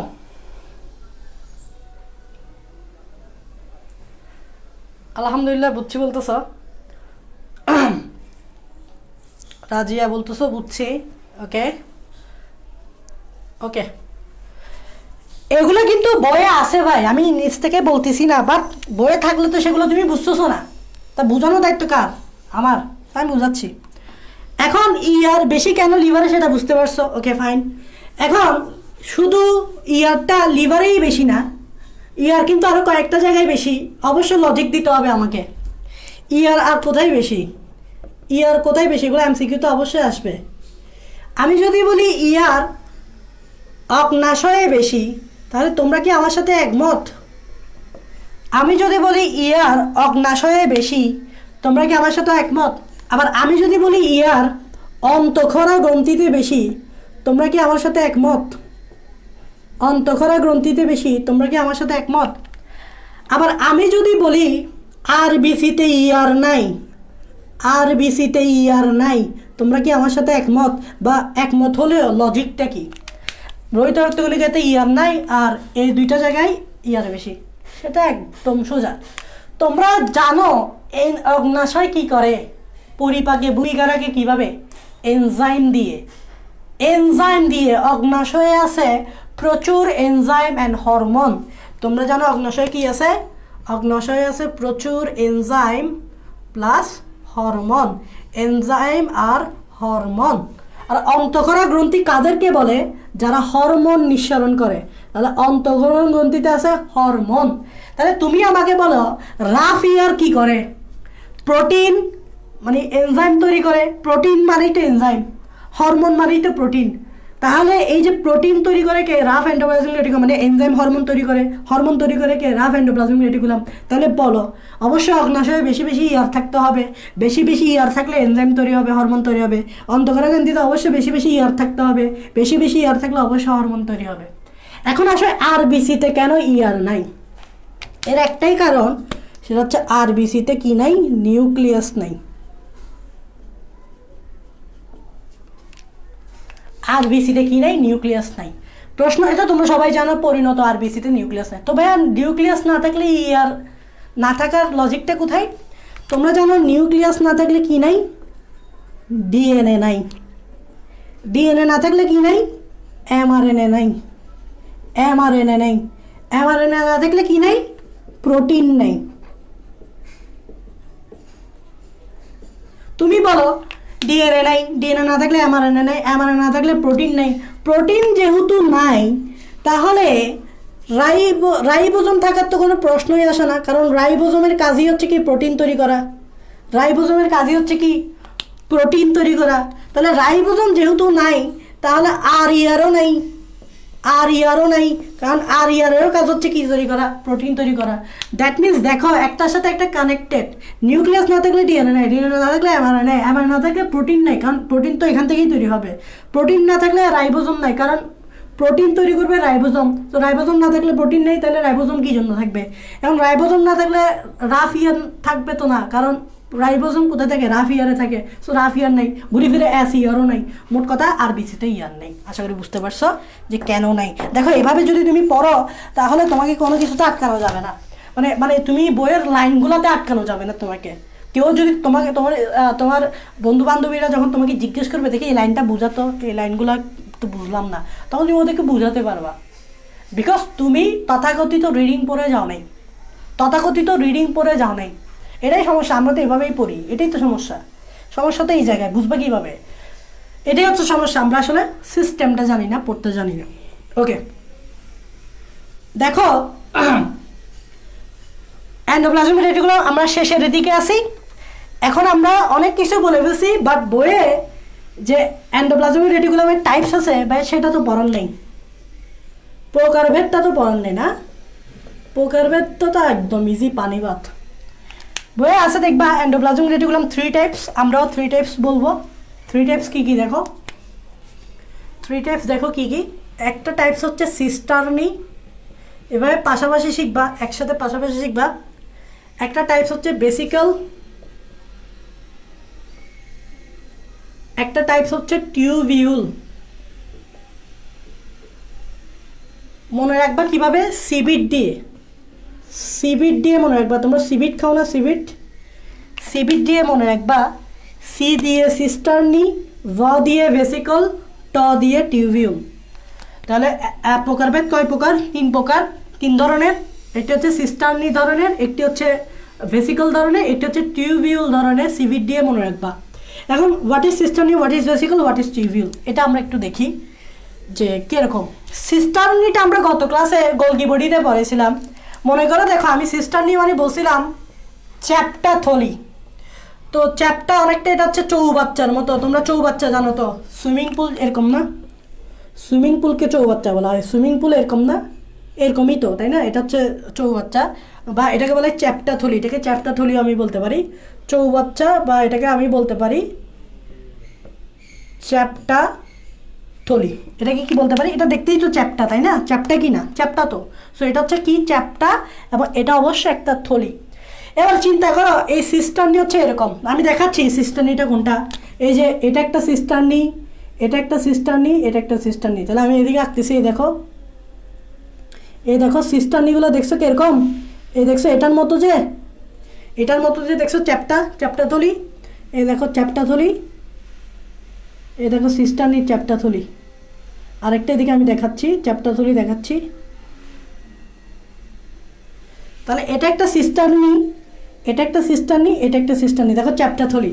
মজার বিষয় কি জানো? এই সিস্টার্নিগুলো একে অপরের সাথে কানেক্টেড। কিভাবে? এই দুইটা সিস্টার্নি একে অপরের সাথে এভাবে একটা নালি দিয়ে কানেক্টেড। এই দুইটার পাশাপাশি দুইটা সিস্টার্নি একে অপরের সাথে এভাবে নালি দিয়ে কানেক্টেড। তো এটাকে কি বলে? একদম সোজা, নামকরণটা একদম সোজা। দুইটা সিস্টার্নির মাঝখানে, দুইটার মাঝখানে থাকলে এটাকে বলা হয় আন্ত। এটাকে কি বলে? আন্ত। আন্ত সবসময় মনে রাখবা, আন্ত মানে ভিতরে না, আন্ত মানে হচ্ছে দুইটার মাঝখানে। দেখো এই দুইটার মাঝখানে, এই দুইটার মাঝখানে থাকে আন্ত। কি? সিস্টার্নি। এগুলোকে কি বলে? সিস্টার্নি। আর এটাকে কানেকশন, কানেকশন মানে কি? সংযোগ। তাহলে এটাকে বলা হয় আন্ত সিস্টার্নি সংযোগ, মানে দুইটা সিস্টার্নির মাঝখানে যে কানেকশন। তাই আন্ত মানে দুইটা সিস্টার্নি। যেমন আন্তর্জাতিক ম্যাচ, দেখো আমরা বলি না ইন্টারন্যাশনাল ম্যাচ, আন্তর্জাতিক ম্যাচ মানে কি? দুইটা দেশের মাঝখানের মধ্যে, দুইটা দেশের মধ্যকার ম্যাচ, দুইটা দেশের মধ্যকার। এটা মানে বোঝাচ্ছে না একটা দেশের ভিতরে খেলা হচ্ছে, এটা বোঝাতে হচ্ছে দুইটা দেশের মধ্যে খেলা হচ্ছে। সো দুইটা দেশের মধ্যে হচ্ছে আন্তর্জাতিক, ইন্টারন্যাশনাল। ওকে, সো চ্যাপ্টা থলি বলে, এটাকে কি বলে? চ্যাপ্টা থলি। এখন দেখো তুমি খেয়াল করবা, এটা যদি একটা চৌবাচ্চা হয় মানে চ্যাপ্টা থলি হয়, মনে একবার চৌবাচ্চার কোনো শাখা প্রশাখা আছে? মানে তুমি কি কোনো দেখছো সুইমিং পুল থেকে এভাবে আরেকটা শাখা বাইরেছে সুইমিং পুলের? তুমি কি দেখছো এই সুইমিং পুল থেকে আরেকটা শাখা বাইরেছে? এরকম কোনো দেখছো সুইমিং পুল? এরকম চ্যাপ্টা জিনিসের কিছু শাখা প্রশাখা? সো এটার কোনো ব্রাঞ্চ নাই। সো লিখো নো ব্রাঞ্চ। এটার কোনো কি নাই, ব্রাঞ্চ নাই, নো ব্রাঞ্চ।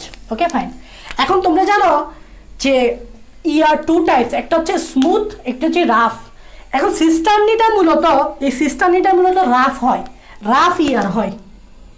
এটা মূলত লিখবা, মানে অ্যাস ইয়ারও হতে পারে, তবে মেইনলি মানে কি, মূলত এটা কি হয়, রাফ ইয়ার হয়। রাফ ইয়ার মানে কি, রাইবোজম যুক্ত। রাফ ইয়ার মানে কি, রাইবোজম যুক্ত। তো মূলত রাফ ইয়ারটাই এরকম হয় আর কি। এই দেখো রাফ ইয়ার, তুমি দেখো মূলত আমরা সিস্টারনি দেখাচ্ছি, এই সিস্টারনিটাই দেখাইছি, দেখো এটাই দেখাইছি। এবং এটাতে রাইবোজম যুক্ত হয়, আবার নাও যুক্ত হতে পারে, এবং এখানে যুক্ত হয়, মেইনলি যুক্ত হয় আর কি। Okay fine. ওকে এখন দেখো ভেসিকলটা আসো। ভেসিকল শব্দটার অর্থ আমরা গোলকি বডিতেই পড়াইছিলাম, বলছিলাম, মনে করে দেখো এটা হচ্ছে ছোট থলি। কিছু কিছু আছে এরকম গোল গোল ছোট ছোট থলি, এগুলো কিন্তু আমাদের এন্ডোপ্লাজমিক রেটিকুলামে বলতে পারো, এরকম থাকতে পারে, খুব কমই থাকে বাট এরকম থাকতে পারে। সো মনে একবার এই ছোট ছোট একটা থলির কখনো ব্রাঞ্চ থাকে, এরকম ছোট ছোট থলির কখনো ব্রাঞ্চ থাকে, এখান থেকে কোনো একটা থলি বাইরে, এখান থেকে কোনো থলি বাইরে, এরকম তো হয় না। সো এখানেও লিখো নো ব্রাঞ্চ। ওকে ফাইন, বুঝতে পারছো? ছোট থলির আবার কিসের ব্রাঞ্চ, তাই না? একটা থলির কখনো ব্রাঞ্চ থাকতে দেখছো ছোট থলির। এবার আসো টিউবিউল, নাম দেখে বোঝা যায় টিউবউল মানে হচ্ছে টিউবের মতো দেখতে, টিউব বা নলের মতো দেখতে। এটা কিসের মতো? টিউব বা নলের মতো। তোমরা সবাই জানো টিউব দেখতে কীরকম, নল এরকম। নল দেখতে কীরকম? নল দেখতে সবসময় এরকম। এখন একটা মজার বিষয় দেখো, তোমরা মনে রাখবে একটা নল কিন্তু বিভিন্ন ব্রাঞ্চ থাকতে পারে, একটা নলের কিন্তু ব্রাঞ্চ থাকতে পারে আর নাও থাকতে পারে। ফর এক্সাম্পল গাছের দিকে দেখো, একটা গাছের এরকম শাখা বের হলো, এখন এই শাখাতে ব্রাঞ্চ থাকতে পারে, আবার একটা গাছের এরকম শাখা বের হলো, তবে এই শাখা থেকে বিভিন্ন ব্রাঞ্চ বের হলো, এভাবে ব্রাঞ্চ বের হলো, এভাবে ব্রাঞ্চ বের হলো। তাহলে দেখো শাখা সবসময় টিউবের মতো বা নলের মতো দেখতে হয়। তাহলে কিছু টিউব আছে যেগুলো শাখা নেই, এগুলোকে বলা হয় শাখাহীন, আর কিছু টিউব আছে যেগুলোতে শাখা আছে। যেমন এখান থেকে আমি এভাবে চাইলে এভাবে শাখা বাইর করতে পারি, এভাবে আমি কি বাইর করতে পারি, শাখা বাইর করতে পারি। তাহলে টিউবগুলো কিন্তু ব্রাঞ্চ থাকতে পারে, নাও থাকতে পারে। তাহলে ব্রাঞ্চ থাকলে বলবো শাখা যুক্ত, ব্রাঞ্চ না থাকলে বলবো শাখা বিহীন। তাহলে এটা কি হতে পারে, শাখাহীন বা শাখা যুক্ত। এবং মনে রাখবা এই টিউবিউলগুলো মূলত আমরা স্মুথ ইয়ারে দেখব, মেইনলি মানে কি, মেইনলি স্মুথ ইয়ারে দেখব। স্মুথ ইয়ার মেইনলি টিউবিউল। স্মুথ মানে বুঝছো তো, যেখানে নো রাইবোজম, মানে রাইবোজম মুক্ত, রাইবোজম যুক্ত না, রাইবোজম মুক্ত। তো স্মুথ ইয়ার মূলত এরকম হয়, মেইনলি টিউবিউল টাইপসের হয় স্মুথ ইয়ার। আর রাফ ইয়ার মেইনলি সিস্টারনি টাইপসের হয়। তাহলে এটাই হচ্ছে টাইপস, আর তো কিছু না। এন্ডোপ্লাজমিক রেটিকুলামের তিনটা টাইপস, এগুলাই তো, আর তো কিছু না। এটা একটা সাথে পার্থক্য দেখছো, আশা করি বুঝতে পারছো। সো তোমরা একটা জিনিস শিখে ফেলতে পারো, সেটা হচ্ছে স্মুথ ইয়ার ভার্সেস রাফ ইয়ারের পার্থক্য। সো আমি তোমাদেরকে এটা একটু বলতেছি, দেখো পার্থক্যটা তোমরা বাসায় করে ফেলতে পারো। রাফ ইয়ার ভার্সেস স্মুথ ইয়ার তোমরা কিন্তু পার্থক্য করতে পারো। যেমন একটা পার্থক্য আমি এখন করলাম, রাফ ইয়ার মূলত সিস্টারনি টাইপসের, রাফ ইয়ার হচ্ছে মূলত সিস্টারনি টাইপসের, সাথে টিউবিউলও হতে পারে। আর স্মুথ ইয়ার মূলত টিউবিউল টাইপসের। যেমন একটা পার্থক্য এখন বের করে ফেললাম, রাফ ইয়ার সিস্টারনি টাইপসের, স্মুথ ইয়ার টিউবিউল টাইপসের। এই দেখো স্মুথ ইয়ার টিউবিউল টাইপসের। ওকে, এটা একটা পার্থক্য। তারপর আরেকটা পার্থক্য তো তোমরা জানো কমন, এটা হচ্ছে রাইবোজম থাকে, এটা হচ্ছে রাইবোজম যুক্ত, আর এটা হচ্ছে রাইবোজম মুক্ত। এটা হচ্ছে কি, রাইবোজম মুক্ত। দেখো পার্থক্য আমি করে ফেলতেছি। আরেকটা পার্থক্য তুমি করতে পারো, সেটা হচ্ছে এখান থেকে দেখে বলো, নিউক্লিয়ার মেমব্রেন থেকে রাফ ইয়ারের উৎপত্তি, আর এস ইয়ারের উৎপত্তি করতে গিয়ে রাফ ইয়ার থেকে।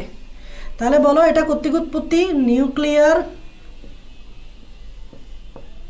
মেমব্রেন থেকে উৎপত্তি, দেখে দেখে বলো এখান থেকে, নিউক্লিয়ার মেমব্রেন থেকে উৎপত্তি। আর এটা কোত্থেকে উৎপত্তি? যখন রাইবোজোম থাকে না তখন রাফ ইয়ার থেকে এস ইয়ারের উৎপত্তি। তাহলে কি লিখবা? আর ইয়ার থেকে উৎপত্তি, আর ইয়ার থেকে উৎপত্তি। তিনটা বললাম, আরও আছে 4 নাম্বারটা যদি আমি একটু বলি, 4 নাম্বারটা যদি বলি সেটা হচ্ছে অবস্থানটা বলতে পারো। এটার অবস্থানটা দেখো, রাফ ইয়ারের অবস্থানটা মূলত নিউক্লিয়াসের দিকে, তাহলে বলতে পারো এটার অবস্থান কোথায়? অবস্থান নিউক্লিয়ার ঝিল্লিতে। অবস্থান কোথায়? নিউক্লিয়ার ঝিল্লিতে। এই দেখো নিউক্লিয়ার ঝিল্লি থেকে আর ইয়ার। আর এটার যদি বলো এটার অবস্থানটা মূলত কোষ ঝিল্লির দিকে থাকে, এটার অবস্থানটা মূলত কোষ ঝিল্লির দিকে। তো পার্থক্য এভাবে বাই করবো আর কি। আমি কয়টা পার্থক্য দেখলাম? 4টা। তোমরা চাইলে আরও পার্থক্য বলতে পারো, যেমন 5 নম্বর পার্থক্য তোমরা বলতে পারো যে যে কাজটা বলতে পারো, এটা কি তৈরি করে বলো তো? এটা যেহেতু রাইবোজোম থাকে, এটার মেইন কাজ হচ্ছে প্রোটিন তৈরি, প্রোটিন বা এনজাইম, প্রোটিন এনজাইম তৈরি। যেহেতু জানো, তোমরা জানো রাফ ইয়ারের কাজ কি, এটা লিখে দিবা। আর স্মুথ ইয়ারের কাজ কি? স্মুথ ইয়ারের কাজ কি? স্মুথ ইয়ারের কাজ হচ্ছে লিপিড তৈরি। মেইনলি কি তৈরি? লিপিড তৈরি। আরেকটা পার্থক্য লিখতে পারো, 6 নম্বর পার্থক্য, এটার কাজ হচ্ছে লাইসোসোম তৈরি। দেখো তোমাদের আমরা যখন লাইসোসোম পড়ব তখন দেখবা কিভাবে রাফ ইয়ার লাইসোসোম তৈরি করতে সাহায্য করে। আর এটার কাজ লাইসোসোম না, এটার কাজ হচ্ছে স্ফেরোজোম তৈরি। দেখো অনেকে লাইসোসোম আর স্ফেরোজোমকে একই ভাববে, বাট দোনোটা একই না। এটার কাজ হচ্ছে লাইসোসোম তৈরি আর এটার কাজ হচ্ছে স্ফেরোসোম তৈরি। অনেকে লাইসোসোম আর স্ফেরোসোমকে একই ভাববে, আমরা যখন লাইসোসোম পড়াবো তখন দেখবো একই না জিনিসটা। তাহলে মনে রাখবা, লাইসোসোম তৈরি করবে কে?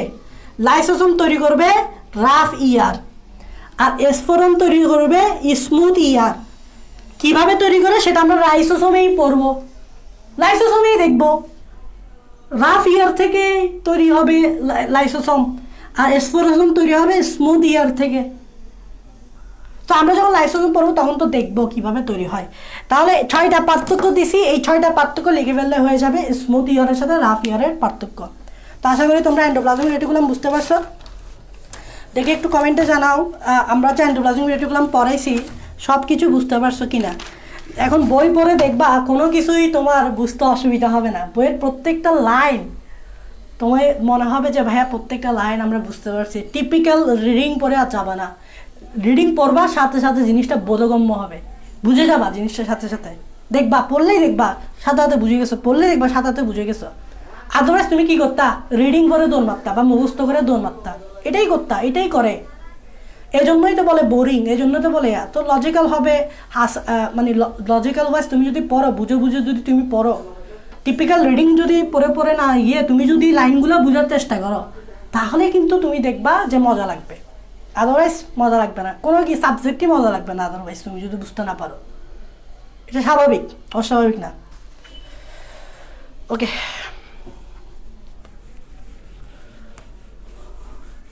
তোমরা বলো তো এই পর্যন্ত যা পড়েছে সব বুঝছো কিনা?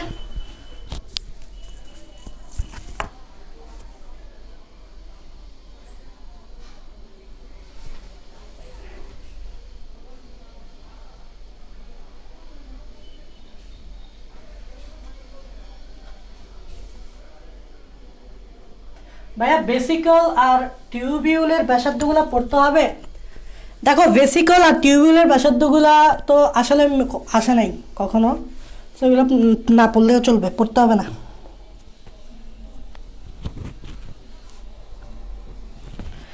পড়তে হবে না, পড়িও না। তাহলে দেখো আমরা এন্ডোপ্লাজমিক রেটিকুলাম একেবারে বেসিক সিরিজ শেষ করে ফেলছি। তো এখন যদি আমি তোমাদেরকে একটু লাইসোসোম পড়াই, এগুলো সিরিয়াল আমি যেভাবে পড়াচ্ছি সেভাবে সিরিয়ালই পড়তে হবে। তুমি কখনো আগে লাইসোসোম আগে পড়তে পারবে না। তোমাকে আগে লাইসোসোম পড়তে হলে তোমাকে গলগি বডি আর ইয়ার পড়তে হবে। তুমি যখন ইয়ার আর গলগি বডি পড়ে যাবা তুমি তখনই লাইসোসোম পারবা। কেন পারবা এখনই বুঝবা যে কেন ভাইয়া লাইসোসোম আগে জানতে হলে আমাকে আগে ইয়ার আর গলগি বডি সম্বন্ধে জানতে হবে। একটু মনোযোগ দাও, প্রথমে দেখো লাইসোসোমটাকে ভাঙো। লাইসোসোম শব্দটা আসছে সোমা থেকে। তোমরা জানো আমি বারবার বলি সোমা শব্দটা অর্থ হচ্ছে বডি। লাইসো শব্দটা আসছে লাইসিস থেকে। এখন লাইসিস শব্দটার অর্থ কি জানো তো? ভেঙে ফেলা। তাহলে এটা এমন একটা সাইটোপ্লাজমীয় অঙ্গাণু যেটা কোনো কিছু ভাঙতে সাহায্য করে। আমি আবার বলতেছি, এটি এমন একটি সাইটোপ্লাজমীয় অঙ্গাণু লাইসোসোমটা যেটি কোনো কিছু ভাঙতে সাহায্য করে। ফাইন, কোনো কিছু, যে কোনো কিছু ভাঙতে সাহায্য করে, যে কোনো কিছু এটা ভাঙতে সাহায্য করে। এখন তোমাদের কাছে আমার একটা প্রশ্ন, ভাঙবো কি দিয়ে? বলো কি দিয়ে ভাঙবো? বায়োলজিতে কোনো কিছু ভাঙতে হলে কি লাগে দেখি, বলো তো দেখি। যেমন আমি যদি ইট ভাঙতে চাই আমার লাগবে হাতুড়ি। হাতুড়ি দিয়ে আমি ইট ভাঙবো। তুমি বলো, এই যে লাইসোসোমের কাজটা বললাম, বডি মানে তো বুঝছো, এটা একটা শরীরের মতো অংশ। লাইসিস মানে ভেঙে ফেলা। তো এটা কোনো কিছু ভাঙবে, যে কোনো কিছু ভাঙবে। এখন তুমি বলো বায়োলজিতে ভাঙে কি দিয়ে? কমেন্টে বলো।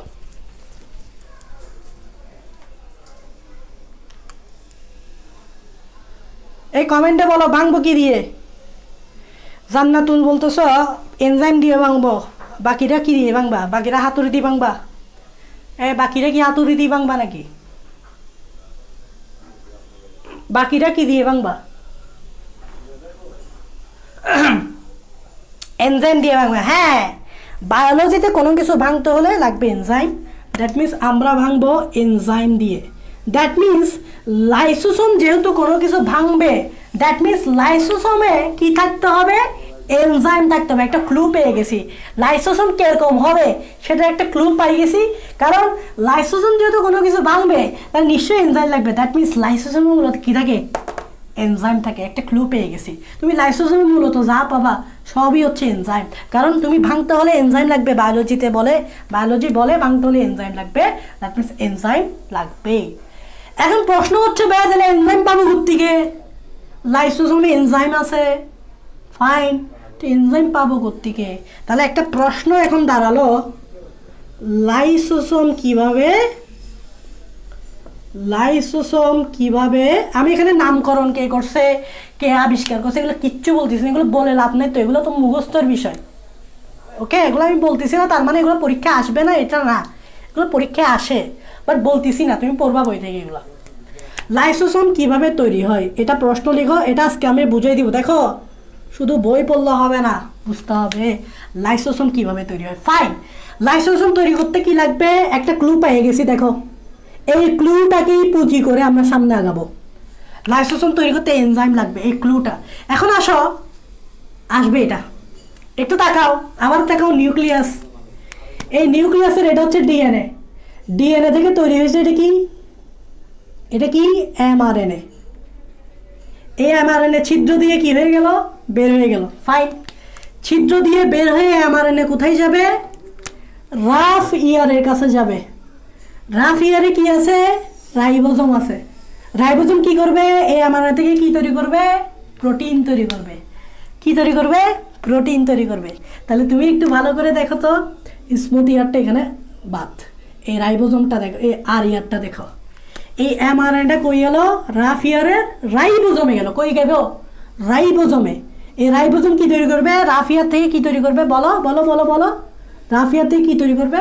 প্রোটিন। প্রোটিন, প্রোটিন মানে কি এনজাইম না? তাহলে আমি এখানে কি বলতে পারি? এনজাইম তৈরি করবে। তাহলে চিন্তা করো, এনজাইম মানেই তো প্রোটিন।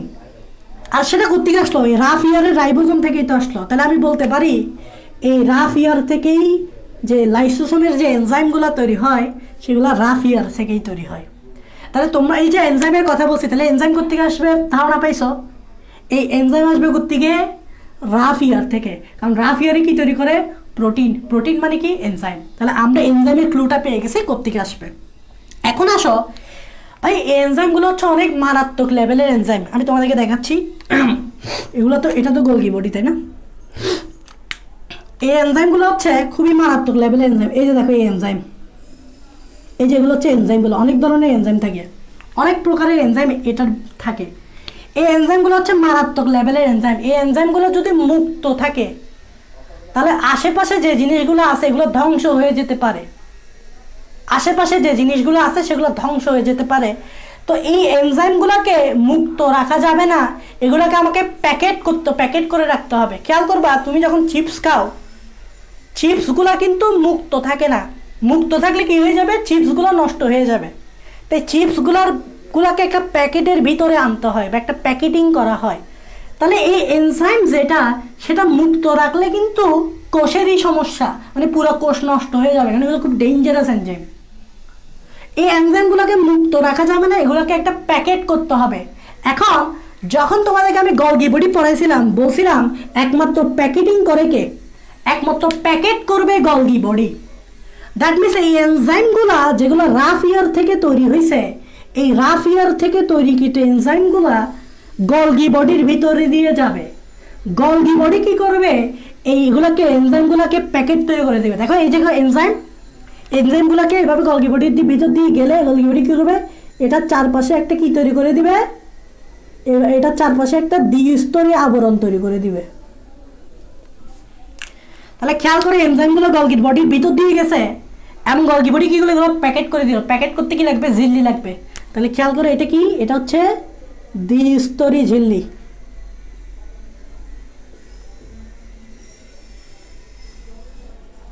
তাহলে গলগি বডি কি করলো? এরকম এনজাইমগুলোকে এভাবে প্যাকেট করে দিল।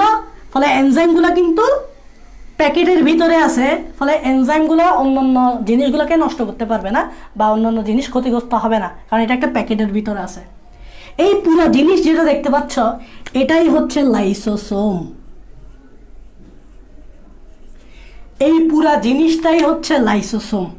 তাহলে লাইসোসোমের দুইটা অংশ, একটি অংশ হচ্ছে এর ভিতরকার এনজাইম, আর একটি অংশ হচ্ছে এর বাইরের দ্বিস্তরী ঝিল্লি।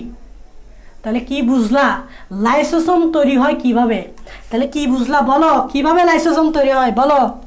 লাইসোসোম কিভাবে তৈরি হয় কি বুঝলা? লাইসোসোম তৈরি হয় কিভাবে? একটি হচ্ছে রাফ ইয়ার থেকে কি তৈরি হইল? এনজাইম তৈরি হইল। আরেকটি হচ্ছে গলগি বডি থেকে কি হইল? গলগি বডি থেকে কি হইল? দ্বিস্তরী ঝিল্লি তৈরি হইল।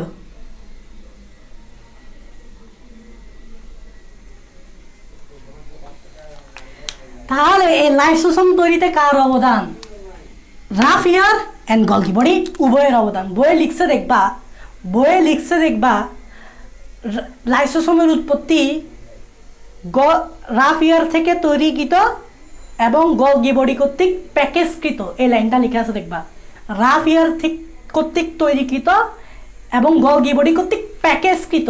মানে গলগি বডি বাইরের ঝিল্লিটা তৈরি করে দেয়, মানে প্যাকেট করে দেয়, আর এনজাইমগুলো তৈরি করে কে? রাফ ইয়ার। দেখি তোমরা এই জিনিসটা বুঝতে পারছো কিনা? খুবই মজার, কিন্তু পড়তে বলে খুবই মজার। তোমরা কি বুঝতে পারছো লাইসোসোম কিভাবে তৈরি হয়? একটু কমেন্টে জানাও, বুঝতে পারছো?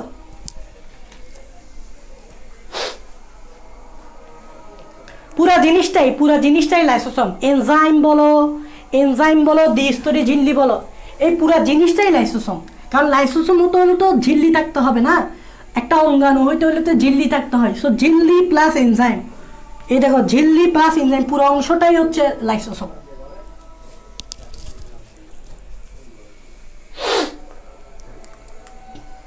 বুঝছি ভাইয়া, ক্রিস্টাল ক্লিয়ার বুঝতেছো? রাজিয়া বলতেছো বুঝতে পারছি, রাজার বলতেছো বুঝতে পারতেছি। ওকে ফাইন, সবাই বুঝতে পারতেছো, ভালো।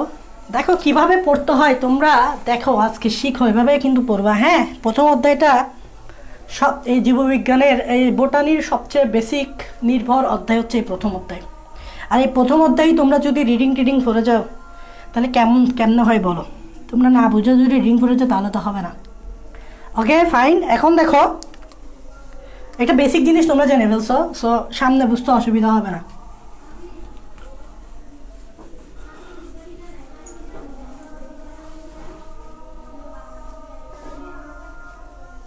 একটা গুরুত্বপূর্ণ জিনিস দেখো, আমি এখানে কিছু কথা বলবো তোমাদেরকে, তোমরা একটু মনোযোগ দিবা। একটি হচ্ছে ক্ষণপথের কথা বলবো, একটি হচ্ছে ক্ষণপথ, একটি হচ্ছে ফ্যাগোসাইটোসিস। এগুলো সবই কিন্তু লাইসোসোমের আন্ডারে পড়তে হবে। একটি হচ্ছে ফ্যাগোসাইটোসিস, একটি হচ্ছে ফ্যাগোসোম, সবগুলা লাইসোসোমের আন্ডারে পড়তে হবে। ফ্যাগোসোম, আরেকটি হচ্ছে লাইসোসোম একটি হচ্ছে অন্তঃকোষীয় পরিপাক, সবই আমরা বুঝাবো, সবই কিন্তু আমরা লাইসোসোমের আন্ডারেই পড়ব। অন্তঃকোষীয় পরিপাক, তারপর পড়তে হবে হাইড্রোলাইটিক এনজাইম, সবই বুঝাবো। হাইড্রোলাইটিক এনজাইম এগুলা সবই বুঝাবো। একটি হচ্ছে হাইড্রোলাইটিক এনজাইম। ওকে, এই জিনিসগুলো আমরা আগে একটু বোঝানোর চেষ্টা করি। আমরা কিন্তু আস্তে আস্তে এখন লাইসোসোমের কাজে পড়বো। লাইসোসোমের কাজটা কি এটা আমরা পড়বো। সো একটু মনোযোগ দিবা, লাইসোসোমের কাজটা কি। ফার্স্ট অফ অল কাজ, লাইসোসোম যেহেতু কোনো কিছু ভেঙে ফেলে, তাহলে আমরা একটা কাজ বলতে পারি লাইসোসোমের মেইন কাজ হচ্ছে জীবাণুকে ভেঙে ফেলা। তোমরা জানো আমাদের শরীরে অহরহ কিন্তু জীবাণু প্রবেশ করে, এই জীবাণুগুলোকে মেরে ফেলতে হয়, ভেঙে ফেলতে হয়। তো লাইসোসোম সেই কাজটাই কিন্তু করে, ভেঙে ফেলে। কিভাবে দেখো, জীবাণু মারে কে বলো তো? জীবাণু মারে হচ্ছে আমাদের ডাব্লিউবিসি। তাহলে এটা হচ্ছে আমাদের একটা ডাব্লিউবিসি দেখতে এরকম ইররেগুলার টাইপসের হয়, মানে অনিয়মিত টাইপসের হয়। ডাব্লিউবিসির ভিতরে তোমরা জানো নিউক্লিয়াস থাকে, এটা হচ্ছে নিউক্লিয়াস, আর এটার ভিতরে একটা থাকে এভাবে লাইসোসোম। এটা হচ্ছে কি বলো, ডাব্লিউবিসির ভিতরে কি থাকে এভাবে, এটা হচ্ছে কি লাইসোসোম মানে এনজাইম আর কি। ওকে, এই যে এটা হচ্ছে লাইসোসোমের ভিতরে কি থাকে, এনজাইম থাকে। Okay fine. ডাব্লিউবিসি জীবাণুকে পারে, তাহলে এখানে একটা জীবাণু আসছে, দেখো এই দেখো, এটা হচ্ছে আমাদের জীবাণু।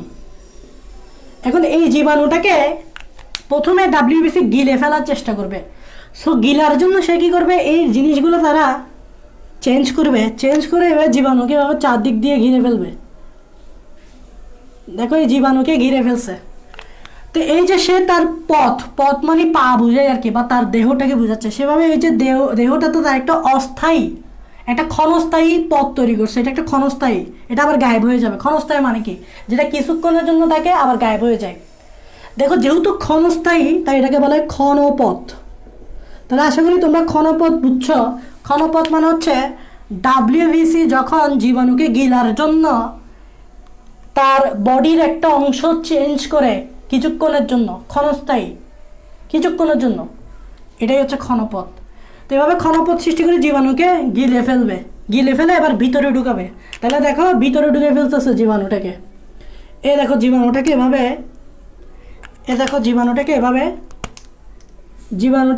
ভিতরে ঢুকাবে। মনে রাখবা, জীবাণুটাকে এভাবে ভিতরে ঢুকালে হবে না, এটার চারপাশে কিন্তু অবশ্যই একটা কোষঝিল্লি থাকবে, একটা আবরণ থাকবে। তাহলে মনে রাখবা, ভিতরেরটা হচ্ছে জীবাণু আর চারপাশের যে আবরণ এটা হচ্ছে কোষঝিল্লি। এই পুরাটাকেই বলা হয় ফ্যাগোজোম।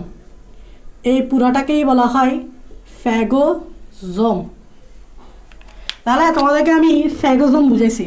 এখন আসো এই প্রক্রিয়াটার নাম কি? এই প্রক্রিয়াটাকে বলা হয় ফেগোসাইটোসিস।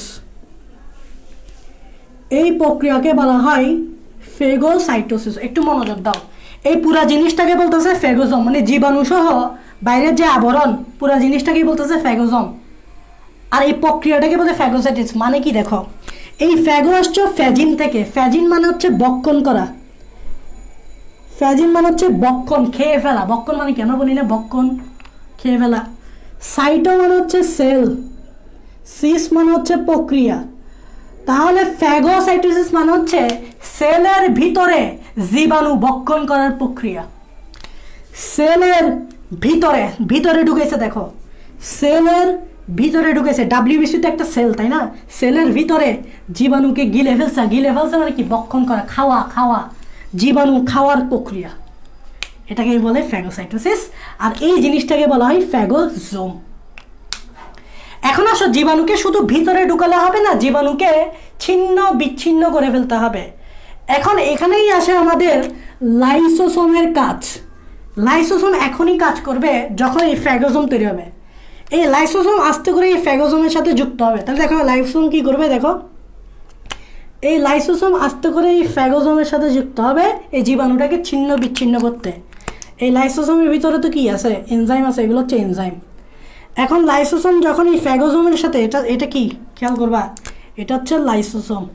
এই লাইসোসোম ফ্যাগোজোমের সাথে অ্যাটাচ হয়ে সে কি করবে, এই এনজাইমগুলোকে এবার এই ভিতরে পাঠাবে। তাহলে দেখো এই ঝিল্লিটা এভাবে ভেঙে যাবে, এই ঝিল্লিটা এভাবে ভেঙে যাওয়ার কারণে এখন এই যে এনজাইমগুলো এখানে মুক্ত হয়ে যাবে, এ দেখো এনজাইমগুলো এখানে মুক্ত হয়ে যাবে, ফলে এই জীবাণুটাকে ছিন্ন বিচ্ছিন্ন করে ফেলবে। দেখো দেখো এই জীবাণুটাকে আস্তে আস্তে ভেঙে ফেলবে, টুকরা টুকরা করে ফেলবে। এই যে টুকরা টুকরা টুকরা টুকরা টুকরা টুকরা, এই জীবাণুটাকে দেখছো লাইসোসোম কি করে ফেললো?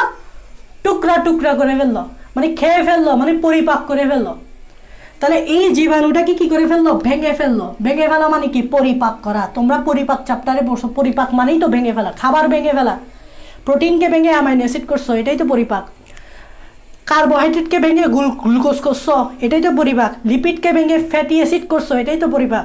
তাহলে দেখো এই জীবাণুটাকে ভেঙে ভেঙে টুকরো টুকরো করে ফেলছো, এটাই তো পরিপাক। ফাইন। তো এখন লাইসোসোমের মাধ্যমে জীবাণুটাকে ভেঙে ফেলা হলো, পরিপাক করে ফেলা হলো।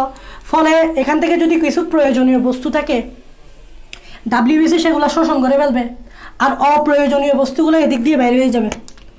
অপ্রয়োজনীয় বস্তুগুলো এদিক দিয়ে আস্তে আস্তে বাইরে হয়ে যাবে বর্জ্য পদার্থ হিসেবে। তাহলে দেখো এটা যেহেতু পরিপাক, এই পরিপাকটা কিন্তু কোষের ভিতরে ঘটছে না বাইরে ঘটছে? তোমাদের কাছে আমার প্রশ্ন, সবাই আমাকে কমেন্টে বলো।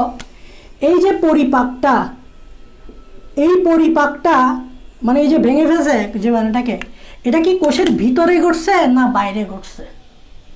তোমরা আমাকে দেখে বলো, এটা কি ডাব্লিউবিসি কোষ না? ডাব্লিউবিসি কোষের ভিতরে ঘটছে না বাইরে ঘটছে? অবশ্যই ভিতরে। ভিতরে মানে কি? অন্ত। তো এটাকে বলা হয় অন্তঃকোষীয় পরিপাক। তাহলে মনে রাখবা লাইসোসোমের একটা মেইন কাজ হচ্ছে এটা অন্তঃকোষীয় পরিপাক করে। এটা বইয়ে আছে কিন্তু তোমরা বুঝতে পারবা না। বুঝতে পারবা না বলতে জিনিসটা মাহাত্ম্যটা বুঝতে পারবা না যে অন্তঃকোষীয় পরিপাক মানে কি, সেটা হচ্ছে কোষের ভিতরে পরিপাক। দেখো এই জিনিসটাকে আমরা জীবাণুটাকে কিন্তু বাইরে পরিপাক করি নেই, আমরা জীবাণুটাকে কোষের ভিতরে ঢুকাইছি, ভিতরে ঢুকে তারপর পরিপাক করছি। তাহলে আশা করি বুঝতে পারছো এই অন্তঃকোষীয় পরিপাককারী কি। অন্ত মানে ভিতরে, কোষ মানে কোষ, কোষের ভিতরে পরিপাক। আশা করি বুঝতে পারছো। এখন বাকি আছে একটা জিনিস, সেটা হচ্ছে এই হাইড্রোলাইটিক এনজাইম। মানে হচ্ছে লাইসোসোমের ভিতরে যে এনজাইমগুলো থাকে, তুমি দেখবা আমি বারবার এখানে এনজাইম বলতেছি, খেয়াল করছো? আমি লাইসোসোমের ভিতরের এনজাইমগুলোকে এনজাইমই বলতেছি, কিন্তু আসলে এই এনজাইমগুলোর একটা স্পেসিফিক নাম আছে। কি নাম? এই এনজাইমগুলোর নাম হচ্ছে হাইড্রোলাইটিক এনজাইম। এখন অনেকে এটা বুঝে না, কেন বুঝে না বলি। হাইড্রোলাইটিক এনজাইম, তুমি মনে রাখবা হাইড্রো শব্দটা একদম ইজি, সবাই জানে। হাইড্রো শব্দটার অর্থ হচ্ছে ওয়াটার, ওয়াটার মানে পানি। লাইটিক মানে তো বারবারই বলছি লাইসিস। লাইসিস মানে কি? লাইসিস মানে হচ্ছে ভেঙে ফেলা, এনজাইম মানে হচ্ছে এনজাইম। তার মানে এই যে এনজাইমগুলো থাকে এগুলো আসলে পানি দিয়ে, পানির সাহায্যে ভাঙে। তাহলে এনজাইমগুলো কিন্তু পানি ছাড়া কাজ করতে পারে না, এরা কিন্তু পানির সাহায্যে ভাঙে। পানির সাহায্যে বস্তু বা জীবাণুকে ভাঙে। মানে পানি ছাড়া কিন্তু এগুলো কাজ করতে পারবে না। যে সকল এনজাইম পানি ছাড়া কাজ করতে পারবে না তাদেরকে তুমি হাইড্রোলাইটিক এনজাইম বলতে পারবে না। কারণ হাইড্রোলাইটিক এনজাইম তারা যারা পানির সাহায্যে কাজ করবে। যেমন আমাদের পরিপাক করার জন্য যে সকল এনজাইমগুলো লাগে অলমোস্ট সবগুলোই কিন্তু হাইড্রোলাইটিক এনজাইম, মানে সবগুলোই কিন্তু পানির সাহায্যে ভাঙবে। যেমন আমরা যখন বলি প্রোটিয়েস, পেপসিন, সব এনজাইম, অ্যামাইলেস, সব এনজাইম কিন্তু পানির সাহায্যে ভাঙবে, মানে হাইড্রোলাইটিক এনজাইম। তার মানে এখানেও লাইসোসোমেও যে এনজাইমগুলো থাকবে এই এনজাইমগুলো হচ্ছে হাইড্রোলাইটিক এনজাইম, মানে এরা হচ্ছে পানির সাহায্যে ভাঙবে। তোমরা আমাকে একটু তাড়াতাড়ি কমেন্টে বলো এই যে জিনিসগুলো আমি তোমাদেরকে বুঝাইলাম এই জিনিসগুলো বুঝতে পারছো কিনা, একটু তাড়াতাড়ি কমেন্টে বলো।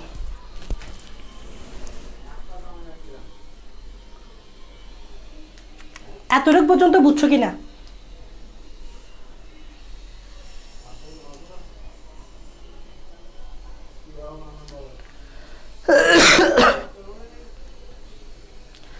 ভাইয়া ডাব্লিউবিসিতে এনজাইম থাকে কেন? ভাইয়া ডাব্লিউবিসিতে তো বলি নাই, দেখো ডাব্লিউবিসি তো না, তো ডাব্লিউবিসির লাইসোসোমে, ডাব্লিউবিসিতে এই যে ডাব্লিউবিসিতে তো লাইসোসোম আছে, এই লাইসোসোমের ভিতরে এনজাইম আছে। এনজাইম না থাকলে তুমি জীবাণু মারবা কেন?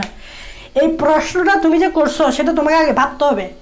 ডাব্লিউবিসির কাজ হচ্ছে জীবাণু মারা, জীবাণু মারতে তো তোমার এনজাইম লাগবে। তো ডাব্লিউবিসির ভিতরে অবশ্যই লাইসোসোম লাগবে, আর লাইসোসোমের ভিতরে এনজাইম আছে, ওই এনজাইম দিয়ে জীবাণুকে মারতে হবে। তোমরা জানো ডাব্লিউবিসি এমন একটা রক্তকণিকা যেটা প্রতিনিয়ত আমাদেরকে বিভিন্ন জীবাণু থেকে রক্ষা করতেছে, কারণ তারা জীবাণুকে মারে। এক পর্যায়ে দেখবা এরা জীবাণুকে মারতে মারতে নিজেই শহীদ হয়ে যায়। কেন জানো? কারণ এখানে যে এই যে পদার্থগুলো তৈরি হয় মারার পর এগুলো অনেক সময় বিষাক্ত হয়। তো বিষাক্ত পদার্থগুলো যদি তার শরীরে থাকে একসময় সে নিজেই আমাদেরকে মারতে মারতে শহীদ হয়ে যায়। সো বুঝতে পারতেছো ডাব্লিউবিসি আমাদের দেহে থাকাটা কতটা জরুরি, আর সে আমাদের জন্য আত্মত্যাগও দিয়ে দেয়, মারতে মারতে নিজেও একসময় মরে যায়। বুঝা গেছে? সো বুঝতেই পারতেছ ডাব্লিউবিসি কতটা জরুরি, কতটা আত্মত্যাগ করে আমাদের জন্য। ওকে, থাকাটা তো জরুরি অবশ্যই। Okay fine. এখন দেখো একটা গুরুত্বপূর্ণ জিনিস।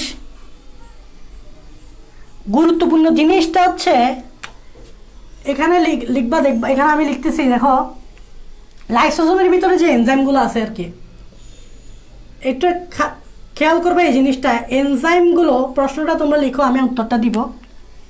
এনজাইমগুলো কম পিএইচ, পিএইচ তো তোমরা চেনো, কম পিএইচ মানে অম্লীয়, কম পিএইচ বা অম্লীয় মাধ্যমেই কাজ করে। কেন? এই প্রশ্নটা মানে এই লাইনটা তোমরা পাবা বইয়ে, যে নর্মালি আমাদের লাইসোজোমের ভিতরে যে এনজাইমগুলো আছে সেগুলো কিন্তু অম্লীয় মাধ্যমে কাজ করে। অম্লীয় মানে হচ্ছে কম পিএইচ। তোমরা জানো পিএইচের মান যদি <7 হয় সেটাকে আমরা কিন্তু অম্লীয় পরিবেশ বলি মোটামুটি। যেমন এখানকার পিএইচের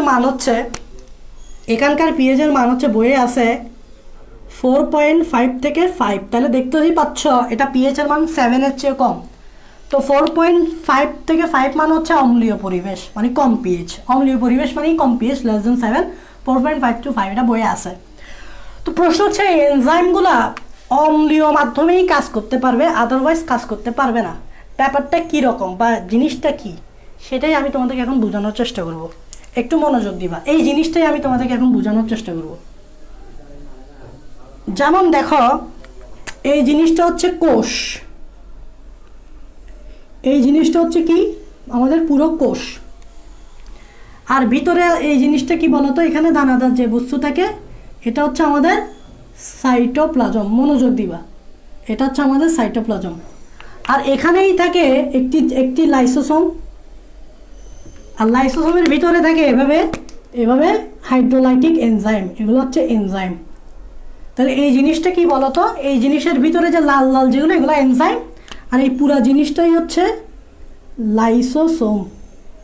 ফাইন, এটা লাইসোসোম, এটা পুরাটাই কোষ, আর কোষের ভিতরে থাকে সাইটোপ্লাজম। এখন এই লাইসোসোমের ভিতরে এগুলো কি, এগুলো লাল লাল জিনিসগুলো এগুলো হচ্ছে এনজাইম। এই যে এনজাইমগুলা, এই এনজাইমগুলা কিন্তু ঝিল্লি দ্বারা আবৃত, এভাবে দ্বিস্তরী ঝিল্লি, এখানে ঝিল্লি দ্বারা আবৃত, এটা হচ্ছে দ্বিস্তরী ঝিল্লি। তোমাদেরকে আগেই তো বললাম এগুলো এনজাইমগুলো সবসময় দ্বিস্তরী ঝিল্লি দ্বারা আবৃত, এটা আগেই বললাম। আচ্ছা যাই হোক, এই এনজাইমগুলো কিন্তু কম পিএইচ বা অম্লীয় মাধ্যমেই কাজ করবে, আদারওয়াইজ কাজ করতে পারবে না। ওকে, সো এই জিনিসটা বোঝার চেষ্টা করো কীভাবে। তাহলে এটা হচ্ছে সাইটোপ্লাজম। তোমরা জানো যদি সাইটোপ্লাজমে কার্বন ডাইঅক্সাইডের পরিমাণ বাড়ে, একটু খেয়াল করবা, সাইটোপ্লাজমে কি আছে, কার্বন ডাইঅক্সাইডের পরিমাণ বেড়ে গেল। তো কার্বন ডাইঅক্সাইডের পরিমাণ বেড়ে গেল, ভালো কথা। আবার সাইটোপ্লাজমে ধরো পানি আছে, কারণ সাইটোপ্লাজম নিজেই একটা পানি জাতীয় পদার্থ, তাহলে সাইটোপ্লাজমে কি আছে, পানি আছে। সো এই কার্বন ডাইঅক্সাইডগুলো পানির সাথে বিক্রিয়া করবে। তাহলে কার্বন ডাইঅক্সাইড পানির সাথে বিক্রিয়া করলে তোমরা জানো একটা জিনিস তৈরি হয়, জিনিসটার নাম হচ্ছে কার্বনিক অ্যাসিড। একটু দেখো H2CO3, কার্বন ডাইঅক্সাইডের সাথে পানিযুক্ত কি তৈরি করে, কার্বনিক অ্যাসিড H2CO3। এবং মনে রাখবা এই কার্বনিক অ্যাসিড হচ্ছে দুর্বল, দুর্বল মানুষ যে কোনো সময় ভেঙে পড়ে, সো এটা দুর্বল কার্বনিক অ্যাসিড হতে এটা যে কোনো সময় ভেঙে পড়বে। এটা ভেঙে পড়ে এটা পুরোটা সাইটোপ্লাজমে করতেছে, একটু খেয়াল করবা, এটা সাইটোপ্লাজম, আমি এখানে লিখে দিচ্ছি সাইটোপ্লাজম। দুইটা আয়ন তৈরি করবে, একটা হচ্ছে H+, আর একটা হচ্ছে HCO3-। দুর্বল তো, কার্বনযুক্ত অ্যাসিডগুলো দুর্বল হয়, আর কার্বনবিহীন অ্যাসিডগুলো সবল হয়। সো দুর্বল হওয়াতে এরা ভেঙে যাবে, ভেঙে গিয়ে দুইটা আয়ন তৈরি করবে, একটা হচ্ছে H+, আর একটা হচ্ছে HCO3-। একটা হচ্ছে H+, আর একটা হচ্ছে কি CO3 মাইনাস। একটু মনোযোগ দিবা, খেয়াল করবা এই H+ গুলা আস্তে আস্তে সাইটোপ্লাজমে আছে। খেয়াল করবা এই H+ গুলো কোথায় আছে, এটা পুরোটাই সাইটোপ্লাজম। সাইটোপ্লাজম থেকে আস্তে আস্তে এই লাইসোসোমের ভিতরে প্রবেশ করবে। তীর চিহ্নটা দেখো, H+ গুলা এখন কোথায় আছে, সাইটোপ্লাজমে। এই সাইটোপ্লাজম থেকে H+ গুলো কোথায়, এই ঝিল্লিটা ভেদ করে, কার ঝিল্লি, লাইসোসোমের ঝিল্লিটা ভেদ করে তীর চিহ্ন দেখো লাইসোসোমের ভিতরে প্রবেশ করবে। তাহলে তুমি চিন্তা করো H+ গুলো আস্তে আস্তে এই লাইসোসোমের ভিতরে তৈরি হচ্ছে। আমি যদি এখানে দেখি, এই যে লাইসোসোম, এই যে মেমব্রেন, এই যে লাইসোসোমের ভিতরে এনজাইমগুলো আছে, এই H+ আস্তে আস্তে লাইসোসোমের ভিতরে ঢুকতেছে, বেশি বেশি ঢুকতেছে। এখন তুমি চিন্তা করো যদি H+ এর পরিমাণ যেহেতু বেশি বেশি ঢুকতেছে, তাহলে H+ এখানে বেড়ে যাচ্ছে, এই জায়গায় বেড়ে যাচ্ছে। এখন চিন্তা করো H+ যদি বাড়ে, pH বাড়বে নাকি কমবে, একটু দেখো। H+ কোথায় বাড়তেছে, যেহেতু সাইটোপ্লাজম থেকে লাইসোসোমের ভিতরে ঢুকতেছে, তাহলে H+ বেড়ে যাচ্ছে। H+ বলতে pH বাড়ে কিনা দেখো তো, নাকি কমে। we know pH সমান -log H+, pH সমান -log H+। এখন H+ যদি বাড়ে, মাইনাসের মান বাড়বে। H+ যেহেতু বাড়তেছে, মাইনাসের মান বাড়বে। এখন মাইনাসের মান বাড়া মানে কি, ভ্যালু কমে যাওয়া। দ্যাট মিনস আমি কি বলতে পারি, pH কি হয়ে যাচ্ছে, কমে যাচ্ছে। দেখো তুমি H+ এখানে বাড়াও, মাইনাস বেশি হবে, মাইনাস যত বেশি ভ্যালু তত বেশি। দ্যাট মিনস pH কমে যাচ্ছে। pH কম মানে কি, অম্লীয় পরিবেশ। pH কম মানে কি, অম্লীয় পরিবেশ। pH কম মানে কি, অম্লীয় পরিবেশ। এখন লাইসোসোমের ভিতরে পরিবেশটা কীরকম, লাইসোসোমের ভিতরে পরিবেশটা কীরকম, অম্লীয়। কেন হয়েছে বুঝছো অম্লীয় পরিবেশটা? এই অম্লীয় পরিবেশে এনজাইমগুলো কাজ করে। এই অম্লীয় পরিবেশে এনজাইমগুলো কি করতে পারে, কাজ করে। কিভাবে? এই এনজাইমগুলো বের হতে হবে, কারণ কাজ করতে হলে এনজাইমগুলোকে তো বের হতে হবে। তো যেহেতু এই এনজাইমগুলো অ্যাক্টিভ হয়ে যায়, সক্রিয় হয়ে যায়, নিষ্ক্রিয় থেকে এগুলো আপাতত নিষ্ক্রিয় আছে। কেন নিষ্ক্রিয় আছে বলি, কারণ আমাদের সাইটোপ্লাজমের pH হচ্ছে নিরপেক্ষ। এটা সাইটোপ্লাজম, এই সাইটোপ্লাজমের pH হচ্ছে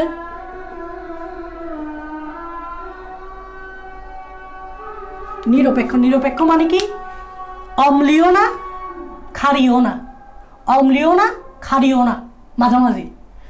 তো নিশ্চয়ই সাইটোপ্লাজমের pH এনজাইমগুলো কাজ করতে পারবে না, আর এনজাইম কাজ করবে সবসময় অম্লীয় পরিবেশে। তাই নর্মালি আমাদের সাইটোপ্লাজমটা ঠিক থাকে। ঠিক থাকে বলতে কি বোঝাচ্ছি, ভালো থাকে, নষ্ট হয় না। কারণ এই pH তো এনজাইমগুলো কাজ করতে পারবে না, তো এনজাইমগুলো সাইটোপ্লাজমকে নষ্ট করতে পারবে না। যদি কাজ করতো তাহলে নষ্ট করে ফেলতো সাইটোপ্লাজমকে, পুরো সেলটাই নষ্ট হয়ে যাবে। তাই pH যেহেতু নিরপেক্ষ, এনজাইমগুলো কাজ করতে পারে না। এনজাইম কাজ করতে না পারলে সাইটোপ্লাজম ঠিক থাকবে, সেলটা ঠিক থাকবে। তাই আমাদের সেল ঠিক থাকে, কারণ pH নিরপেক্ষ। এখন চিন্তা করো লাইসোসোমকে তো কাজ করতে হবে, মানে এই এনজাইমগুলোকে তো অ্যাক্টিভ হয়ে জীবাণুকে মারতে হবে। জীবাণুকে মারতে হবে না, তাহলে এগুলো বাইরে হইতে হবে না। তো এগুলো যখন অম্লীয় পরিবেশ সৃষ্টি হবে, দেখছো তো অম্লীয় পরিবেশ কীভাবে সৃষ্টি হয়, এ দেখো অম্লীয় পরিবেশ সৃষ্টি হয়েছে। অম্লীয় পরিবেশ সৃষ্টি হওয়ার কারণে এই এনজাইমগুলো কী করবে, এই লাইসোসোমের ঝিল্লিগুলো ভেঙে ফেলবে। খেয়াল করবা, লাইসোসোমের ঝিল্লিগুলো কী করবে, ভেঙে ফেলবে। এখন লাইসোসোমের ঝিল্লিগুলো যদি ভেঙে ফেলে, খেয়াল করবা, এই দেখো আমি দেখাচ্ছি, এই লাইসোসোমের ঝিল্লিগুলো ভেঙে ফেলতেছে, দেখছো?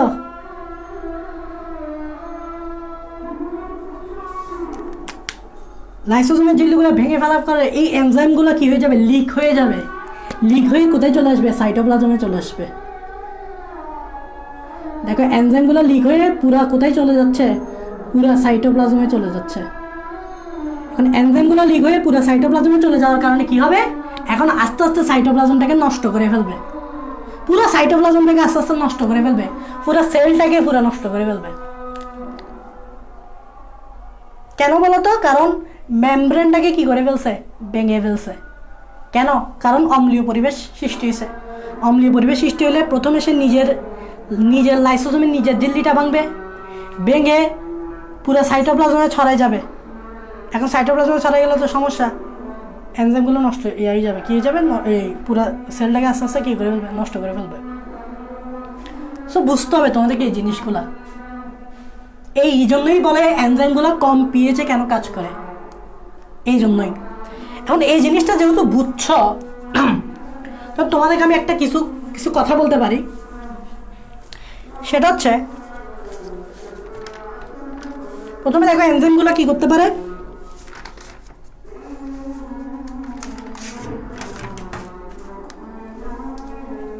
প্রথমে এনজাইম দেখো, লাইসোসোম কি করতে পারে, লাইসোসোমের যে এনজাইমগুলো আছে সেগুলো কি করতে পারে, মেমব্রেনকে কি করতে পারে, ধ্বংস করতে পারে, নষ্ট করে ফেলতে পারে। তাহলে আমি এখানে লিখতেছি, দেখো কোষ ঝিল্লি বা নিউক্লিয়াস, কোষ ঝিল্লি বা নিউক্লিয়াস বা জীবাণুর ঝিল্লিকে, জীবাণুর ঝিল্লি বলতে যেমন ব্যাকটেরিয়া বলতে পারো, জীবাণুর ঝিল্লিকে ভেঙে ফেলতে পারে। একটু আগে আমি তোমাদেরকে দেখালাম লাইসোসেল ইটসেলফ কিন্তু নিজের ঝিল্লিকে ভাঙতে পারে। এখন নিজের ঝিল্লিকে যেহেতু ভাঙতে পারে, তাহলে বোঝাই যাচ্ছে সে জীবাণুর ঝিল্লিকেও ভাঙতে পারবে, সে কোষের ঝিল্লিকেও ভাঙতে পারবে, সে নিউক্লিয়াসের ঝিল্লিকেও ভাঙতে পারবে, যে কোনো ঝিল্লিকেই সে ভাঙতে পারবে, কারণ তার কাছে আছে এনজাইম। তাহলে সে চাইলে নিজের কোষের ঝিল্লিকেও ভাঙতে পারবে, নিউক্লিয়াসের ঝিল্লিকেও ভাঙতে পারবে, জীবাণুর ঝিল্লিকেও ভাঙতে পারবে, ইভেন কি নিজের ঝিল্লিকেও ভাঙতে পারবে, তাই না, যে কোনো ঝিল্লি। এখন তোমরা কি জানো ঝিল্লিতে কি আছে? ফ্লুইড মোজাইক মডেলে তোমরা পড়ছো ঝিল্লিতে 3টা জিনিস আছে। একটি হচ্ছে ফসফোলিপিড, মানে লিপিড আছে, একটি হচ্ছে প্রোটিন আছে, তোমরা দেখছিলা লিপিডে ফসফোলিপিডে প্রোটিন বেশি আছে, তারপর দেখছিলা গ্লুকোজ আছে, মানে শর্করা আছে, ওই প্রোটিন দেখছিলা, গ্লাইকোলিপিড দেখছিলা, এগুলো শর্করা না। তো লিপিড ঝিল্লিকে ভাঙতে হলে কাকে ভাঙতে হবে? লিপিডকে ভাঙতে হবে, প্রোটিনকে ভাঙতে হবে, শর্করা ভাঙতে হবে, তাহলেই তুমি ঝিল্লিকে ভাঙতে পারবা। তাহলে এগুলোকে ভাঙার জন্য নিশ্চয়ই লাইসোসোম ওই এনজাইমগুলো থাকতে হবে। তাহলে লিপিডকে ভাঙার জন্য যে এনজাইমগুলো থাকবে সেটার নাম কি? Lipase enzyme. তার মানে এখানে যে এনজাইমগুলো থাকে তার মধ্যে একটা এনজাইম হচ্ছে লাইপেস।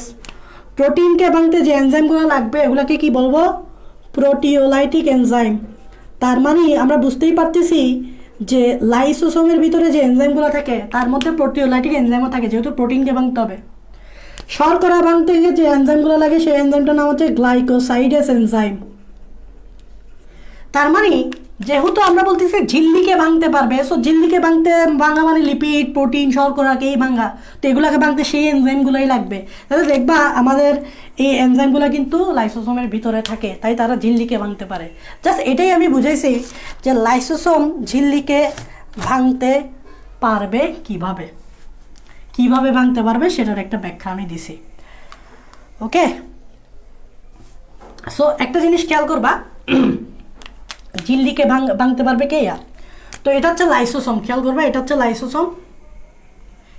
লাইসোসোমের ঝিল্লি, দ্বিস্তরী ঝিল্লি, আর এটার ভিতরে আছে এনজাইম। এখন এই লাইসোসোমের ঝিল্লিতে 2 ধরনের প্রোটিন থাকতে পারে। ঝিল্লিতে খেয়াল করবা, এটা পুরাটাই কিন্তু ঝিল্লি আর ভিতরে আছে এনজাইম। এই লাইসোসোমের ঝিল্লিতে 2 ধরনের ঝিল্লি থাকতে পারে, প্রোটিন থাকতে পারে। একটিকে বলা হয়, যেহেতু ঝিল্লিতে থাকে এটাকে বলা হয় মেমব্রেন, যেহেতু ঝিল্লি মানেই তো মেমব্রেন, তাই এটাকে বলা হয় মেমব্রেন। আর এটাকে বলা হয় স্টাবিলাইজার। আর আরেকটাকে বলা হয় মেমব্রেন, এটা যেহেতু ঝিল্লিতে থাকে তাই মেমব্রেন বলে, মেমব্রেন লেভিলাইজার। এটা মানেটাকে আমি তোমাদেরকে বোঝাচ্ছি, একদম সোজা। এটার মানেটাকে আমি তোমাদেরকে বোঝাচ্ছি। সেটা হচ্ছে, তুমি দেখবা এনজাইমগুলো যদি লিক হতে চায় তাহলে এনজাইমটাকে ভাঙতে হবে। দেখো এই মেমব্রেনটাকে ভাঙতে হবে। এই যে দেখো মেমব্রেনটা ভেঙে গেছে, এনজাইমগুলো লিক হয়ে যাবে। তাহলে এই মেমব্রেনটাকে ভাঙতে এক ধরনের প্রোটিন ঝিল্লিতে থাকে, এটাকে বলা হয় মেমব্রেন লেভিলাইজার। তাহলে মেমব্রেন লেভিলাইজার কী করে? ঝিল্লি ভাঙতে হেল্প করে।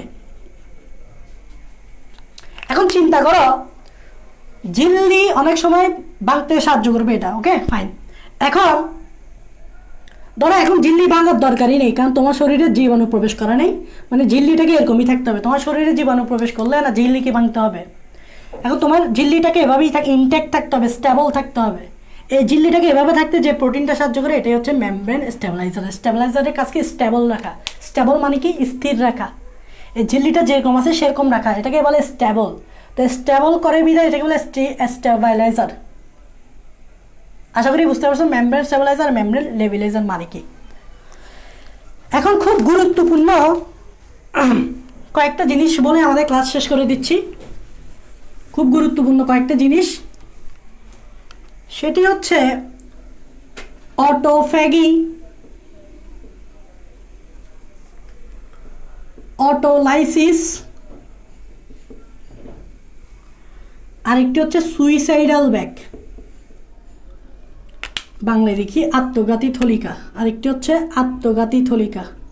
এগুলো কিন্তু পরীক্ষায় আসে, এই তিনটা কিন্তু পরীক্ষায় খুবই গুরুত্বপূর্ণ, বাট এটা আমরা অনেকে বুঝি না। এই জিনিসটা আজকে বুঝাবো। তোমরা জানো অটো মানেই তো জানো, অটো অটো এখানে অটো এখানে অটো। অটো মানে নিজে নিজে বা আপনা আপনি। অটো মানে কি? আপনা আপনি বা নিজে নিজে, আপনা আপনি। অটো মানে কি? আপনা আপনি। আপনা আপনি মানে কি? নিজে নিজে আর কি, নিজে নিজে। আর এখানকার লাইসিস মানে কি? লাইসিস মানে তো তোমরা জানো ভেঙে ফেলা। আর এখানে ফ্যাগো মানে কি? ফ্যাগি মানে হচ্ছে ফ্যাগোসাইটোসিস থেকে আসছে, মানে আমি এখানে লিখতে পারি ফ্যাগোসাইটোসিস। ফ্যাগি আসছে ফ্যাগোসাইটোসিস। এখন আসো প্রথমে আমি তোমাদেরকে একটু অটোফ্যাগি বোঝাই। অটোফ্যাগিটা একদম সোজা, এটা হচ্ছে কোষ। কোষের ভিতরে আছে সাইটোপ্লাজম, আর ওই সাইটোপ্লাজমে আছে মেমব্রেন দিয়ে, দ্বিস্তরী মেমব্রেন দিয়ে আবৃত লাইসোসোম, যেটার ভিতরে আছে এনজাইম। এখন চিন্তা করো, যখন দুর্ভিক্ষের সময়, যখন প্রচুর খাদ্যাভাব দেখা যায়, তোমরা জানো যে দুর্ভিক্ষের সময় খাদ্যের অভাবে অনেক মানুষ মারা যায়। কীভাবে মারা যায় সেটা আমি বলি। প্রথমে অনেক দিন পর্যন্ত মানুষ বাঁচতে পারে। ধরো তুমি খাবার খাচ্ছ না, তুমি 3-4 দিন 5 দিন 6 দিন 7 দিন পর্যন্ত কিন্তু ঠিকমতো সুস্থভাবেই থাকবা, সুস্থই থাকবা। কেন হচ্ছে তুমি এই যাবৎকালে যত খাবার খাইছিলা সব খাবার কিন্তু ভবিষ্যতের জন্য লিভারে জমা ছিল গ্লাইকোজেন হিসেবে। তো তুমি খাচ্ছ না অনেক দিন ধরে খাচ্ছ না, তো তুমি আজকে খাইছো ধরো ভাত, আজকে অনেক খানা খাইছো, ভাত খাইছো, তুমি 3-4 দিন খাও নাই, তো তোমার এই ভাতগুলা ওই 3-4 দিন হজম হবে। এখন 3-4 দিন ভাতগুলা হজম হইতে হইতে শেষ হয়ে গেছে, এখন তুমি খাচ্ছ না। এখন কি ওই লিভারে যে তোমার গ্লাইকোজেনগুলো জমা হয়েছে ওগুলো এবার আস্তে আস্তে ভাঙা শুরু করবে। এগুলো ভাঙতে তোমাকে শক্তি দিবে, তুমিও আরও 3-4 দিন ঠিক মতো থাকলা। এখন তবুও তুমি খাচ্ছ না, আরও 3-4 দিন তোমার এবার যে বিভিন্ন সোর্সগুলো আছে, যেমন লিপিড, সবই লিভারে আছে, লিভারে যে লিপিডগুলো আছে, তারপর আর কি আছে সেগুলো এবার ভাঙা শুরু করবে আস্তে আস্তে। সেখান থেকে তুমি শক্তি পাবে, আরও 3 দিন সার্ভাইভ করলা। এবার তুমি তবুও খাচ্ছ না, এবার কী হবে? আর তো কোনো সোর্স নাই, এবার তোমার মাংস ভাঙা শুরু করবে। কি? মাংস ভাঙা শুরু করে আস্তে আস্তে কী হয়ে যাবে? শক্তি সাপ্লাই দিবে। এই জন্য দেখবা দুর্ভিক্ষের সময় মাংস ভেঙে যাওয়া বিধায় স্কিনগুলা হাড়ের সাথে একদম লেগে থাকে, তাই হাড় বোঝা যায়, একদম হাড় বোঝা যায়। তো চিন্তা করে এরকম যখন তীব্র খাদ্যাভাব হয়, তখন কিন্তু তীব্র খাদ্যাভাবের সময় এই যে লাইসোসোমের এই প্রাচীরটা ফেটে যায়, এই যে ঝিল্লিটা ফেটে যায়, এই ঝিল্লি ফেটে গিয়ে তোমার এই ঝিল্লিগুলো ফেটে গিয়ে এই লাইসোসোমগুলো সাইটোপ্লাজমে মুক্ত হয়। তুমি দেখো এই যে এনজাইমগুলা এভাবে পুরো সাইটোপ্লাজমে ছড়াই ছিটাই যায়। তার মানে তুমি যেহেতু খাদ্য খাচ্ছ না, এই কোষগুলো আস্তে আস্তে কিন্তু নষ্ট হয়ে যাচ্ছে। তাই এই কোষটাকে আমরা কি বলতে পারি? অকেজ কোষ। অকেজ কোষ মানে কি? কোনো কাজের না। তুমি যেহেতু খাচ্ছ না, কোষগুলো তো শক্তি পাচ্ছে না, তো কোষগুলো তো কোনো কাজেরই না। কারণ কোষ যদি শক্তি তৈরি করতে না পারে, ওই কোষ কোনো কাজের না, কারণ তুমি খাচ্ছ না, দুর্ভিক্ষেতে আছে তুমি। তো এই জন্য এই কোষটা অকেজ বিধায় আস্তে আস্তে লাইসোসোম কি করবে? এই কোষটাকে মেরে ফেলার একটা সিদ্ধান্ত নিবে। এই জন্য লাইসোসোমের এভাবে প্রাচীর ফেটে যাবে, এই লাইসোসোমের এনজাইমগুলো পুরো কোষে ছড়াই ছিটা দেখবে। এখন তোমরা জানো পুরো কোষে বিভিন্ন অঙ্গাণু থাকে, যেমন এদিকে আছে মাইটোকন্ড্রিয়া, এদিকে আছে গলগি বডি। এগুলো এগুলো কি বলতো, এগুলো হচ্ছে কি অঙ্গাণু।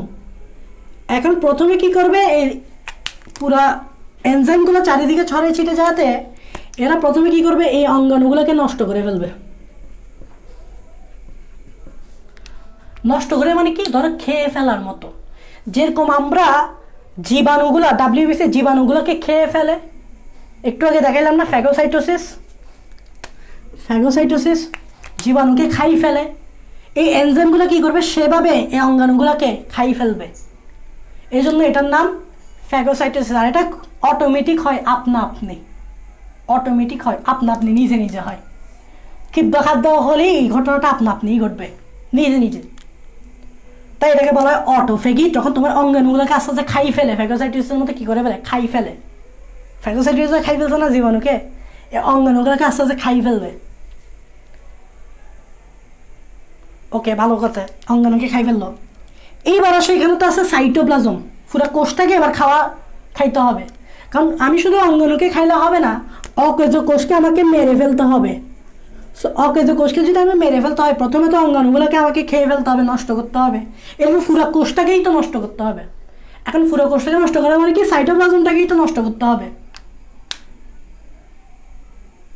এখন পুরো কোষটাকেই কী করে ফেলতে হবে, মেরে ফেলতে হবে। এই পুরো কোষটাকেই কী করে ফেলতে হবে, পুরা কোষ। প্রথমে ছিল অঙ্গাণু, শুধুমাত্র অঙ্গাণু, এবার পুরো কোষটাকে কী করতে হবে, নষ্ট করে ফেলতে হবে, মানে খেয়ে ফেলতে হবে, মানে ভেঙে ফেলতে হবে। তখন এই প্রসেসটাকে বলা হয় অটোলাইসিস। এই যে অটোফেগির মাধ্যমে যে ঘটনাটা ঘটতেছে, এই যে পুরো কোষটাকে আমরা খেয়ে ফেলতেছি, ভেঙে ফেলতেছি, এই পুরো কোষটাকে ভেঙে ফেলার প্রক্রিয়াটাই হচ্ছে অটোলাইসিস। তো লাইসিস মানে হচ্ছে আপনা আপনি ভেঙে ফেলার প্রক্রিয়া, পুরো কোষটাকে, অলমোস্ট পুরো কোষটাকে, এটাই হচ্ছে অটোলাইসিস। আর আত্মঘাতী থলিকা কেন বলতেছে, দেখো আত্মঘাতী মানে কি, সুইসাইড। সুইসাইড মানে কি, তুমি নিজে নিজে করো, নিজে নিজেই মরো, নিজে নিজেই মরে।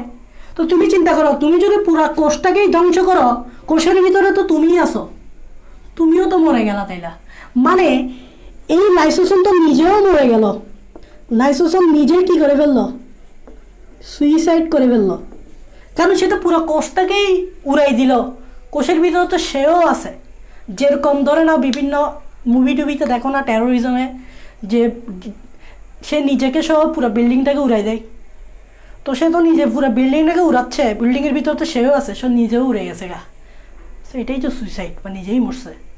তো এই যে লাইসোসোম পুরো কোষটাকেই যে মারতেছে, পুরো কোষের ভিতরে তো সে নিজেও আছে, তাহলে পুরো কোষটাকে বলতে সে নিজেও মরে গেছে না, তাহলে সে নিজেই জেনে শুনে সুইসাইড করছে না। এই জন্য এটাকে বলে আত্মঘাতী থলিকা।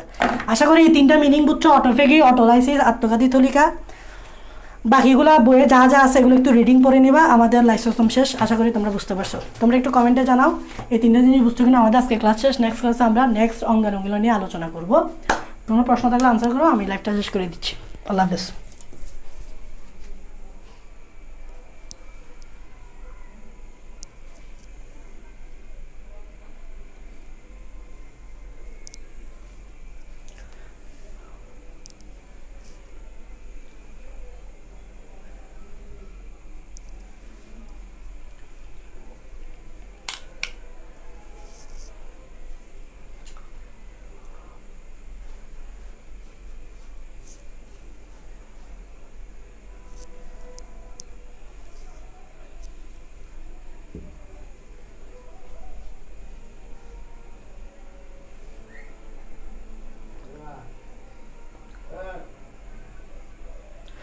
লাস্টটা আবার একটু প্লিজ, কোন লাস্টটা ভাইয়া?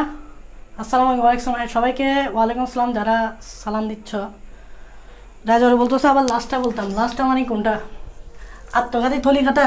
সুইসাইড মানে বুঝো না, সুইসাইড মানে হচ্ছে নিজে নিজে মরা, বিল্ডিং সহ উড়াই দিচ্ছে ভাই। তুমি এই বিল্ডিংয়ে থাকো, এখন বিল্ডিংটাকে উড়াইলে তো তুমি নিজেই মরবা। সো এর লাইসোসোমের কাজ হচ্ছে পুরো কোষটাকে নষ্ট করা। সো পুরো কোষটাকে নষ্ট করলে তো সেও নিজেও মরবে, তাই আত্মঘাতী থলিকা বলতেছে। বুঝো না, বিল্ডিংটাকে উড়াইলে বিল্ডিংয়ে তো তুমিও থাকো, তো তুমি বিল্ডিংটাকে উড়াচ্ছ মানে তুমি নিজেই উঠতেছো, তুমি নিজেই মরতেছো, এটাই তো সুইসাইড। লাইসোসোম পুরো কোষটাকেই নষ্ট করে ফেলবে, দেখো পুরো কোষটাকেই নষ্ট করে ফেলবে। অটোলাইসিস করবে, পুরো কোষটাকে নষ্ট করে, অটোলাইসিস। তো এটা করতে গেলে সে নিজেও তো কোষের ভিতরে আছে, সো সে নিজেও তো মরবে। এটাই তাত্ত্বিক থলিকা।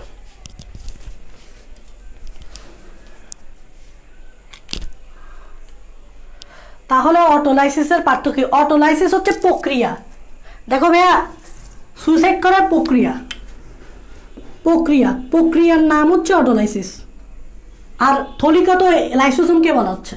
একটা হচ্ছে সুইসাইড করার প্রক্রিয়া, আর একটা হচ্ছে সুইসাইড তুমি নিজে করতেছ, সুইসাইড করতেছ তুমি।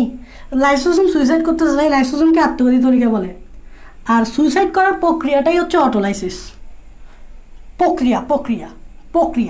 ওকে,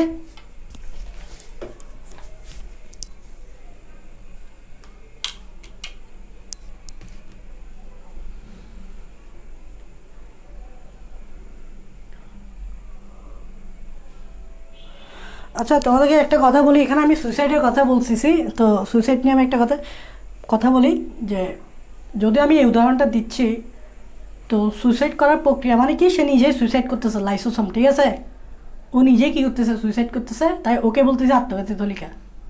ওকে, সে এটা করছে কিন্তু আমাদের জন্য কেন, অনেক সময় একটা কোষ, অকেজো কোষকে মেরে ফেলতে হয়। যেমন আমি ক্যান্সার কোষের কথা বলি, ক্যান্সার কোষ, তোমরা জানো যে ক্যান্সার কোষ কিন্তু থাকলে সমস্যা। তো লাইসোসোম কী করবে, এটা যদি ক্যান্সার কোষ হয়, খেয়াল করো, অকেজো কোষ মানে কি, ক্যান্সার কোষ, অকেজো মানে কি, ধরে নাও এটা ক্যান্সার কোষ। এখন ক্যান্সার কোষ থাকাটা তো সমস্যা, তো লাইসোসোম এই ক্ষেত্রে সুইসাইড করলে ভালো আমাদের জন্য, কারণ ক্যান্সার কোষটা ধ্বংস হয়ে যাবে। তো লাইসোসোমের একটা কাজ হচ্ছে ক্যান্সার কোষ ধ্বংস করা, এটা বইয়ে পাবা। আশা করি এটা তোমরা রিলেট করতে পারবা, ক্যান্সার কোষ কীভাবে ধ্বংস করে এটা তোমরা এখানে রিলেট করতে পারবা। কীভাবে জানো, কারণ এটা যদি ক্যান্সার কোষ হয়, এটাকে মেরে ফেলতে হবে এমনি, তাই এ সুইসাইড করলে এটা আমাদের জন্যই ভালো, কারণ পুরো ক্যান্সার কোষটাই ধ্বংস হয়ে যাবে। দিস ইজ ভালো। ওকে, সো আশা করি ক্যান্সার কোষ কীভাবে ধ্বংস করে বুঝছো। আর এটা হচ্ছে ক্যান্সার কোষ আবার সৃষ্টিও করতে পারে বলতেছে, এই যেরকম ক্যান্সার কোষ ধ্বংস করতে পারে আবার সৃষ্টি করতে পারে। সৃষ্টি করার জন্য আসলে তাতে এনজাইমগুলো দায়ী। এই যে ভিতরে এনজাইমগুলো আছে না, এই এনজাইমগুলা নিউক্লিয়াসের ভিতরে যে ডিএনএ আছে, ডিএনএগুলোকে চেঞ্জ করে ফেলে, মিউটেশন করে ফেলে। তোমরা জানো ক্যান্সার সৃষ্টির একটা মেইন কারণ হচ্ছে মিউটেশন করা। তো নিউক্লিয়াসের ভিতরে যে ডিএনএ আছে, এই এনজাইমগুলো ওই ডিএনএগুলোকে মিউটেশন করায় ক্যান্সার কোষ সৃষ্টি করতে পারে, আবার ধ্বংস করতেও পারে। ওকে, আশা করি বুঝতে পারছো। সো এই কিন্তু যে সুইসাইড করতেছে এটা আমাদের জন্য ভালো, আর আমরা যেটা করি সুইসাইড সেটা আমাদের জন্য ভালো না। কেন, সেটার জন্য পরকালে জবাবদিহি করতে হবে। So no suicide. আল্লাহ হাফেজ।